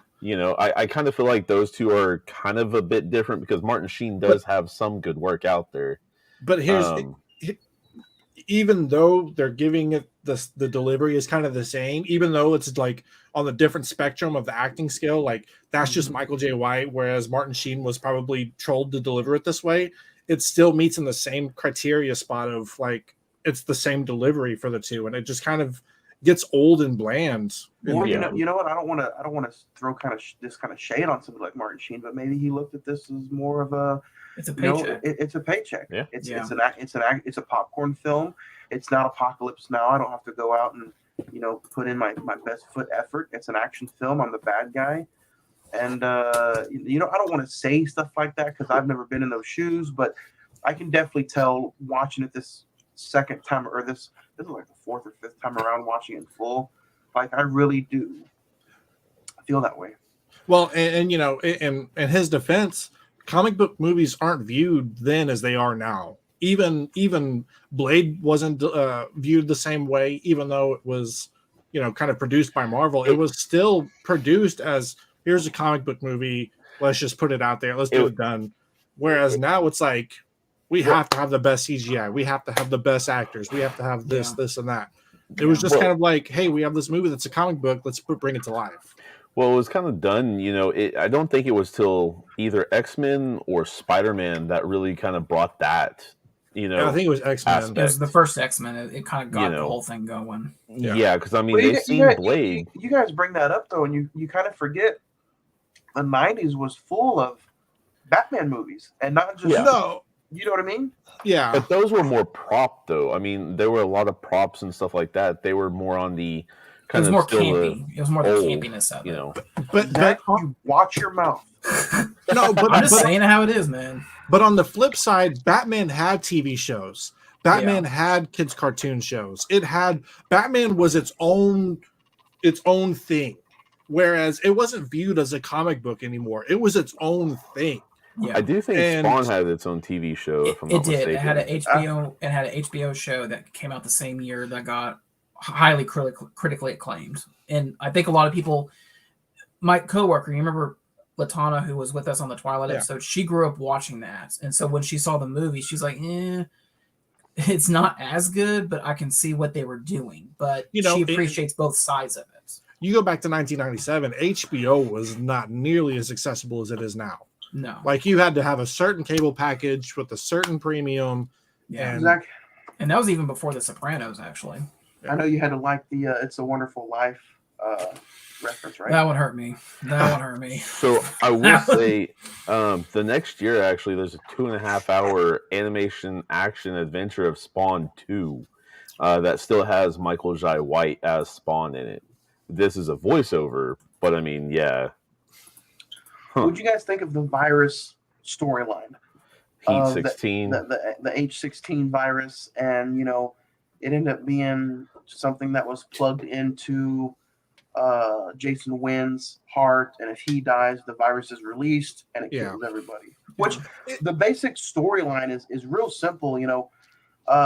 They've been recruiting Al Simmons from the get-go, and he is he is dead. The Spawn is now the he is going to be the leader, and he's going to take the Spawn Hell Army and go break down the gates of heaven and destroy Earth. Yeah, it's a heaven versus hell. You know, there's been talk about a remake forever.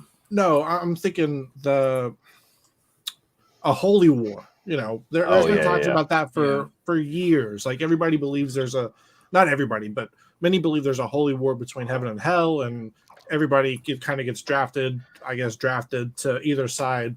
And I think going into this, I had no idea that's what Spawn was. I just thought Spawn was some creature that kind of looked like he was evil.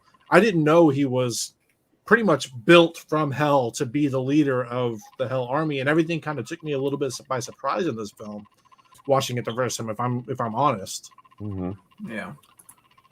Because I mean, it kind of introduces you in the very beginning of what's going on. Basically, it just like lays the story out on you. Like, this is what we're doing, this is why we're doing it, and this is how we're doing it. So we're gonna get this guy to, do this and do that. And I think if they were to do a remake of this, somebody could do Spawn justice. Like, I think this could be a very good comic book movie. Yeah. But I just think in the 90s, with the CGI that they had, the kind of cheesy dialogue that they delivered at sometimes, the makeup and everything, I think it was very good for 97, but as a watch in 2022, 25 years later, as a first time, it's rough for me. The CGI, dude, honestly, it reminded me of like when he's in hell and like the big monster, the devil or whatever it is. Or whatever. It looked like a really bad PC game from that time. Yeah, like a oh man, yeah. No, and when Spawn goes to hell and he's chasing him, and Spawn goes to kind of like that same CGI, I was just like, God, this is rough, man. But, and I mean, there were a few scenes to where the CGI looked really, really good. There was scenes. And then there was some to where it was just atrocious. So it was kind of like, did y'all have two different teams? Was it like this for a reason? Was it like this because you can obviously tell the ones that were like horrible looking were the ones where the entire thing is CGI. Yeah. Like the hell scenes. Anytime you saw the devil, when you saw the cape kind of surround Spawn, I thought those were very those could still pass. Some of them could still pass today. Or when you see the Violator, when he's on top of the building and he's doing his thing. There were times where it was rough, but when he was in the rain, it looked good. What you guys think of the little kid? I mean, it was a sweet addition. It kind of felt almost Disney-like and kind of pushed to make. Spawn. It did because I was laughing at Johnny's reaction. He felt pushed to make Spawn a good guy, kind of. Miko Hughes, and we've talked about him before. He was in Wes Craven's Last Nightmare, or Wes Craven's New Nightmare. He's also the kid in Pet Sematary. I talked a few weeks ago on Friday the 14th. Speaking of Friday the 14th, guys, don't forget this Wednesday, Friday the 14th, me, the bad guy Nick H., Mr. Fuentes, and a very special guest is going to talk about 13 Ghosts. Oh, man. Yeah. 13 Ghosts this Wednesday, 8 p.m., Friday the 14th. I can't wait. So that's a hard watch for me, 13 Ghosts. Really? It is. Like the creatures and everything still get me because I remember seeing them as a kid, and it's just like, it's tough. And you can catch that episode this Wednesday, 8 p.m., right here on the YouTube channel. So Friday the 14th, 13 Ghosts. What'd you think? I didn't like the scenes where, first off, the ballroom scene where he goes in and he kills the chick, the mercenary chick. Yeah, I thought those were some fun scenes put together.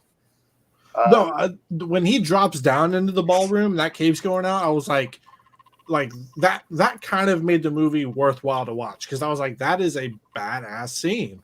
And that's one of the better scenes for that matter, just because, like you just said, Craig. I mean, the CGI in that part kind of holds up for that matter, And I would argue that the fact that putting the CGI in a life background is harder to do than it is just all CGI. And I mean, like, I get the because you have to make it blend. Yeah, exactly. This movie kind of proved opposite, though. And that's the thing, because I'm just like, were there two teams? When you had CGI mixed with practical effects, it looked good. But when it was all CGI, that's what he was saying. Like, it's harder to make it blend in with the real world because, like, in 1997, obviously we see hell, like how bad we think that is. Imagine trying to blend that with real world, and I think they did it very well in the real world compared to having it all CGI. So I don't know if they spent more time on the cape and everything, and they were just like, "Oh, all this kind of blends in. It's gonna," and it could have been that the computers back then weren't able to process all of that. Right. You have it all CGI, and it's you just can't process it the same way you can with just having a little bit on screen. Turns out that the cape was 35% of the budget. Yeah. So I wonder how it would have looked if they did a practical huge cape like that. Yeah. Ooh, even like if Batman? It was, yeah, but not like 24/7 with him, but just a scene like that.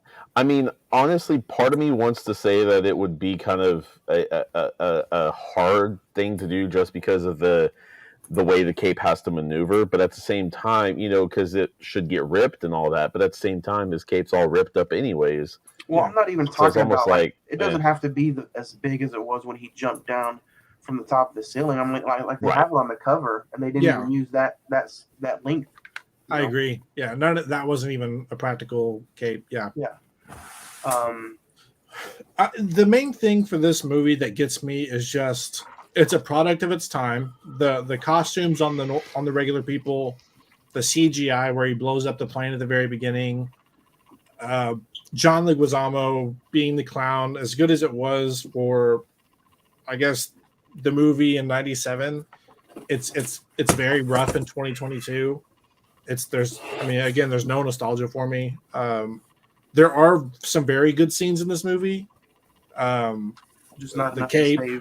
Not enough to save it, and the scenes that it's really good are just kind of quick. There's no dialogue, there's no real story to it. It's just kind of like action shots. If there was more scenes where the dialogue was good and you were just like, man, that was a great conversation between Jay and Martin Sheen. There's none of that to kind of save it. It's all just the dialogues are pretty bad, but then here's a few good action shots. Yeah, for me. Zach, what about you? Same thing, or you sound like it's a little bit more cautious on I was going to say no. It's more. No, I can't even say that I can't even say I'm hating it just to be hating it. It's just one of those things where just when I watched it, I'm just like,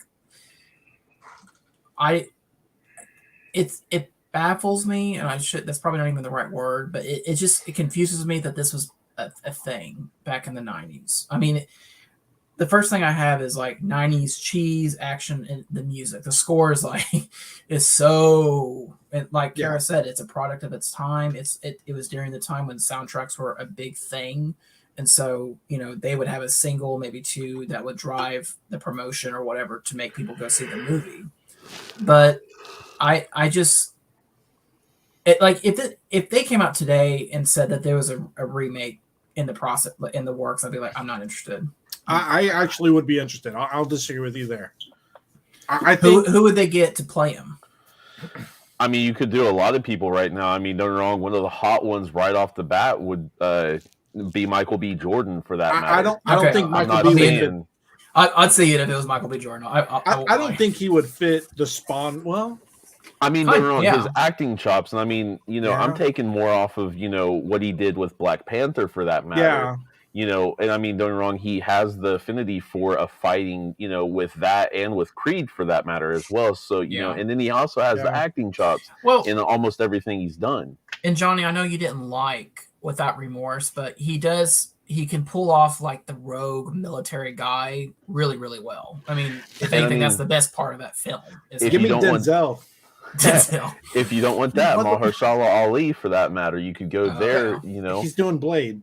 Well, yeah, but I'm saying like you could go there. You could do several different guys right now. you could even do I don't remember his name at the time. Idris so Juan, Elba? help me.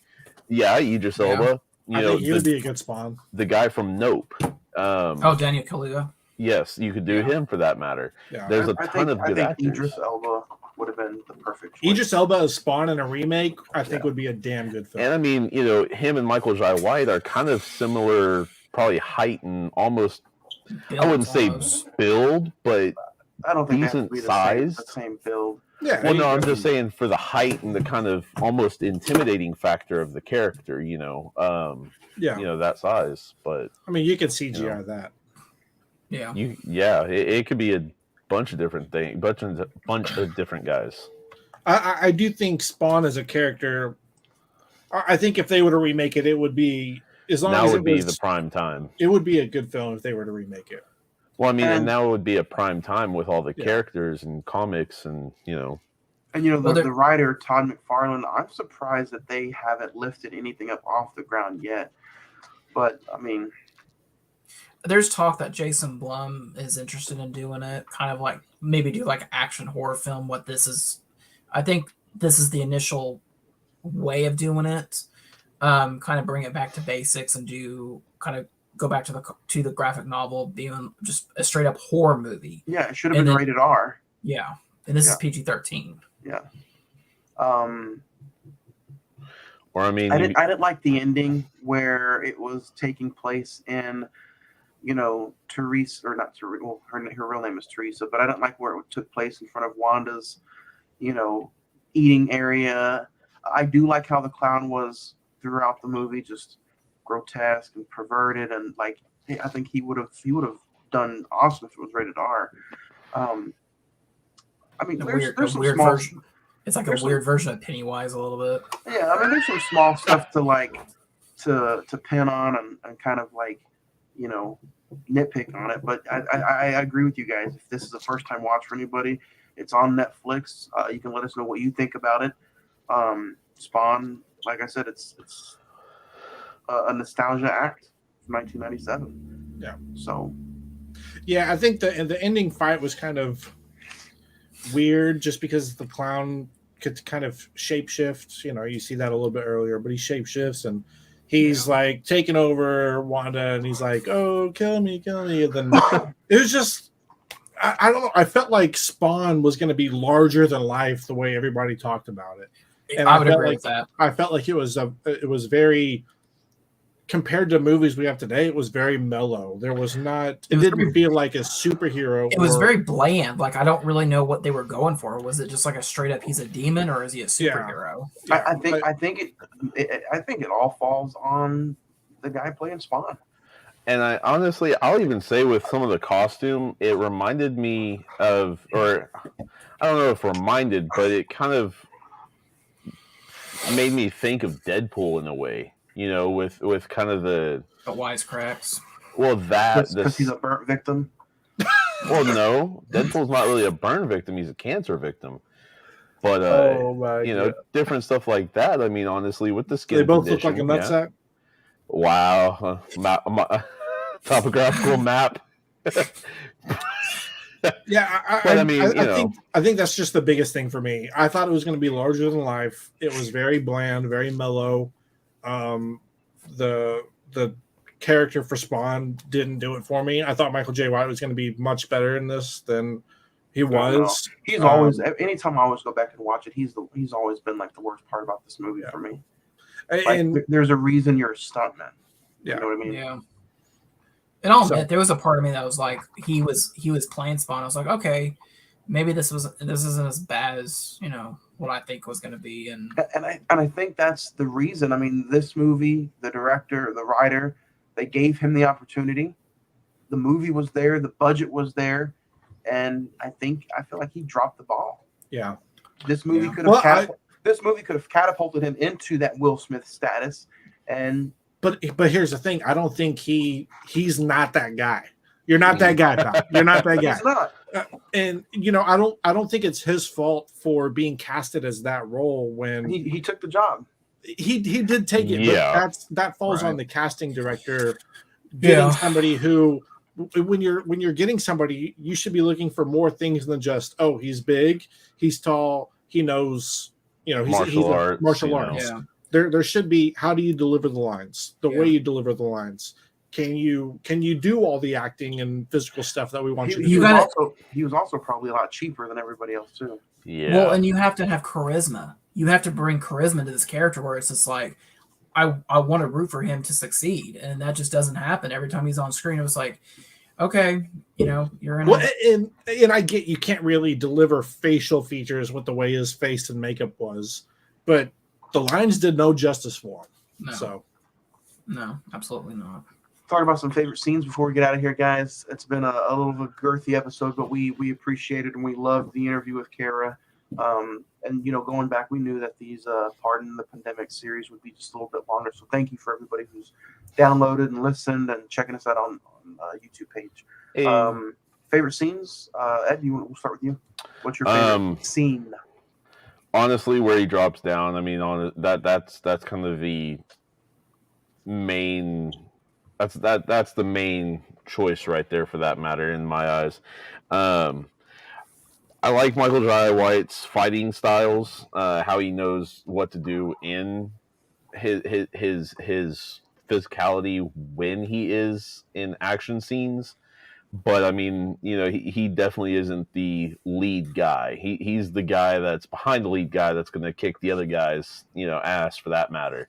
He's not your lead guy. Yeah. So I've got to say, any of his action scenes, I really like. The drop down scene in the party or whatever, that was really cool.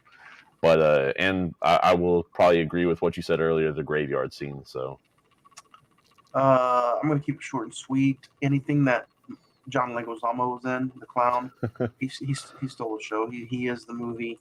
So yeah, clown was it for me. Zach, what about you? The ending credits. Craig, what about you?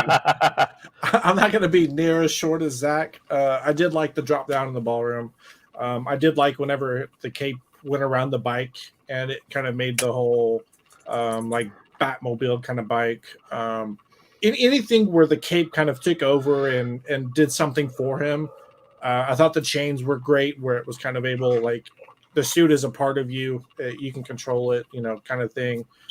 Didn't like Cagliostro, though. I didn't touch that. He was like a Obi-Wan Kenobi that was kind of weird and felt like he was wanting to, like, you want a popsicle? I got. He was very getting my van. I got a bad version of Ghost Rider and the other guy kind of deal. Like with his get up and all that, kind of a bad version of that. So yeah, I think any scene where the suit kind of took over and made something for him, and then I guess a little bit of John Leguizamo. He didn't do it all the way for me, but I did like some of his scenes. The birthday scene too, where he's like, "Get up, crispy, get up, crispy." Oh my god! And he's over there like the clown is smoking. He's got the cigarette in his hand and he's drinking the he's drinking the Wellers and Coke. Star rating, Ed, we'll start with you. Gonna go with a 6. It's mainly that high because of the nostalgia and sentimental value for that matter. Watching it when I was a kid. I like Michael Jai White, but I mean, didn't really deliver an actor role. So I mean, there's that. But yeah, Zach, 6. You want to guess my star rating? I don't. A 2. Listen, look. If you grew up with this and it's nostalgia for you, that's fine. That totally, it powers the opinion on your film. But for me, as a first-time watch, it took everything in my power not to turn this off. To be honest, I'm giving it a 3. Honestly. Nice. We got Lion King status here. I honestly thought Zach was going to give it like a 1. The way he was talking about it and the way I'm talking about it, I was going to do a 3 as well. 3. I was borderline 2. But 2 different 3s though. I got to respect it. 2 different 3s. One feels like a 3+. The other one feels like a 3-. I think Zach was just being nice and not wanting to get completely hated. Because I know that's coming next week. I want 100% full-fledged Honestly, Yeah, I think You attitude. so. As a film, it didn't deliver for me. I think there were great parts. I think Spawn is a very promising character if they wanted to revisit it.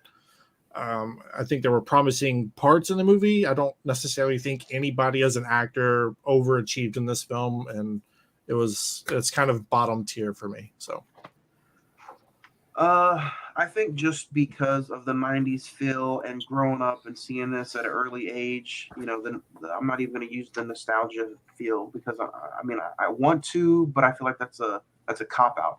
I'm going to give this movie exactly what it is. I'm going to give this movie a 7, and that's just because of, you know, the prosthetics, the makeup, the story. It doesn't linger. It kind of just it's in and it's out. Leaves the $5 at the end of the bed, and you know it just feels like it's there to do its job. If you're going in to watch a cult classic masterpiece, I don't even think you're going to get that, but I think you're going to get a fun, devilish popcorn movie with bad CGI and a funny clown. So sorry. No, good. I was going to say again, you know, I think my rating kind of reflects how it was perceived in my eyes the way other people talked about it, where I was going in expecting just this bigger than life, like comic book hero, like an Iron Man coming in and he's like, you know, I'm that dude, and it just wasn't that way for me. I think this could have been like an 8 or 9 for me if somebody else did play Swan. But right off the bat, just talking about, you know, the goods and the positives, I do think there's more positives than negatives with this movie. But it was negatives. The negatives are up there. But if you guys want to send us your star rating for Spawn, send it in at CINEMEN921. Again, don't hate me. Don't hate me. I said all my opinions are of my own. You guys can list also and send us some messages on the Facebook, which is facebook.com/The Cine-Men Movie Podcast. The Instagram is all one word, The Cine-Men Movie Podcast. And the Twitter is at Cine-Men405. It's the end of the episode, and you know what that means. The mail's here. So you guys can send us some mail at CINEMEN921 or any of the other social media posts, and I'll read them aloud as well. Quentin says, in no way is Hustle a 9. I feel like it's a good story, but the poor surrounding cast, Sandler can't save it by himself. 6 stars. Fair. Sarah97 says, Spawn is an all-time favorite for me. Can't wait to hear you guys' review. 10 stars. Barry says, wow, I haven't seen Spawn in a long time. It didn't age well for me, but it's still kind of fun. 7 stars. Okay. Nathaniel. Yeah, Craig, you better get ready for next week, bro. You and me. Nathaniel says, I can see why Lightyear bombed. It wasn't very entertaining. Disney's other chances for a cash grab, and it didn't work. Lightyear gets a 6 for me. 6 isn't bad. Chance says Obi-Wan is the best Disney series on Disney Plus right now. 9 stars. I feel like Miss Marvel's competing against it. I think Star Wars just has the last episode of Miss Marvel did not do it for me. No, I haven't seen the last one. So slow. Yeah, I don't know. Josh says listening to your Jurassic World episode is more entertaining than the film. It proves that Ed is high every single week giving this movie an 8.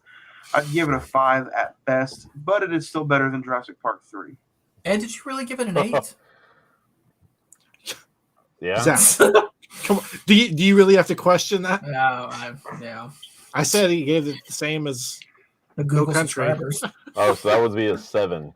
Oh, wow. The Marion, I watched the live stream of UHD and I loved you and Nick's thoughts on Saint Maud. Definitely made me think about the movie twice as much after I watched the episode. Rewatched the movie and I have to agree, it's a great watch. If you could do more A24 movies on UHD, what would it be? I'm bringing them all out. I'm bringing them all out. I'm suggesting everything. We might have talked about them here on this show, but we're doing them all. I'm bringing them out. Look to keep an eye out on The Witch, Midsummer. I'll talk about it all. Victor says Obi-Wan is a fantastic show. Love the ending. I hope they leave it as is, though. 8 stars. That's fair. Henry, man, Spawn was tough. I would rather watch the Lonely Island Boys talk about a box of dicks. 4 stars. Never again. Oh. Yeah. I do like me some Lonely Island, though. Yeah, Lonely Island's funny. Sam G69. Yo, I just rented Father's Day, and I don't know what I just sat through, but I think I liked it. Father's Day had me thinking about my future and why I need to be a part of it. Oh, the stream was fun, though. Keep it up. I got to say, if you guys have not seen Father's Day, just don't eat hot dogs while you're watching it, okay? I feel like I don't even want to watch it now. It's interesting. You have to. We're probably not going to, let's be honest. Is it better than Spawn? Each to their own. Gabriel says my top 5 Netflix movies are in this order. Number 5, Hustle. Number 4, The Meyerowitz Stories. Number 3, Extract. Number 2, Malcolm and Marie. Number 1, Bird Box.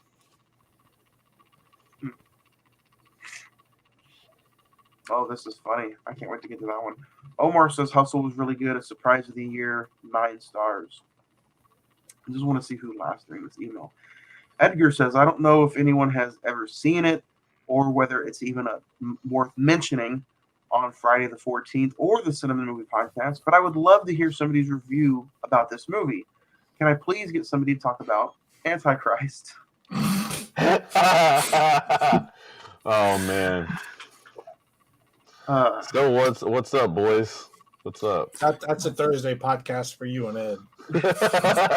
You know what? I think I might have to bring that to the table on Friday the 14th. That should be fun. Leave it over there. I've read about it. That's all I need to know. You guys can talk about the Defoe all you want. Oh, there's the D in the Defoe. Oh. Coco Chris says Spawn was a decent watch, but I would never sit through it again. It's fine. 5 stars. There he goes, getting that word around. Lawrence says, and we'll leave it at this because we're going to talk about more Obi-Wan on Thursday. Lawrence says, I think Obi-Wan was fun. 3 good episodes, but 3 mediocre episodes. I'd leave it and give it a 6. But, I mean, if you want to think about it that way, if they were to do a movie, you get 3 episodes is about 2.5 hours. Just got to watch 4, 5, and 6. Yeah. Yep. That's true. Next week, guys, we are coming to you live from the historic Rodeo Cinema, 2221 Exchange Avenue. It is our 200th episode, and we will be live on location. Come out, say hi, say bye, poke your head out, do whatever you need to do. Just come see us for a second. Come sit and, Ed might even let you to, you can see a thigh slap in person. Oh, God. But I think it's gonna be fun next Monday, 1 p.m. to 3 p.m. Hang out, do what you need to do. Everything has been buckling down from this. Going on 4 years in the making. We finally get to do a live show. It's been a goal of mine for a very, very long time. And we're less than 8 days away from making it happen. Ed said autographs are 50. To go smoke in the back, it's 100. There we go. You got to pay for the product. You know what I'm saying? Look, man. Slap, $5. Oh, my God. And, there's going to be plenty of stuff you guys can win. There's going to be physical door prizes. There's going to be a certificate to San Marcos Mexican Restaurant. So come hang out, and you'll never know what you walk away with. So we might even give away a signed headset.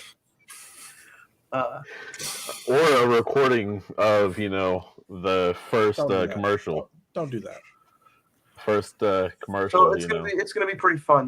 We've all been a part of this podcast since day one-ish, and all 4 of us are we're happy and excited. Even if there's 5 people who show up, I think it's just cool sitting in that 100-year-old plus building. Yeah. Recording live. I think that's going to be a a fun time. We got to do it like Brent Musburger. You are looking live, like he did on true. Yeah, and we'll have the cameras with us, so we'll be going and taking the cameras around, seeing how everything is. Thursdays bonus episodes return this Thursday, June 30th, 7:30 p.m. Me, Craig, and Ed are talking about Star Wars Episode 2, Attack of the Clones. July is written and ready to be talked about. Next week, July 4th, Independence Day. July 11th, Thor, Love and Thunder. July 18th, Malcolm X. July 25th, we end the month with Nope. So a fun calendar, a fun month of July. Guys, I can't wait for next week. 200th episode, Independence Day, 4th of July, right here on the Cine-Men Movie Podcast.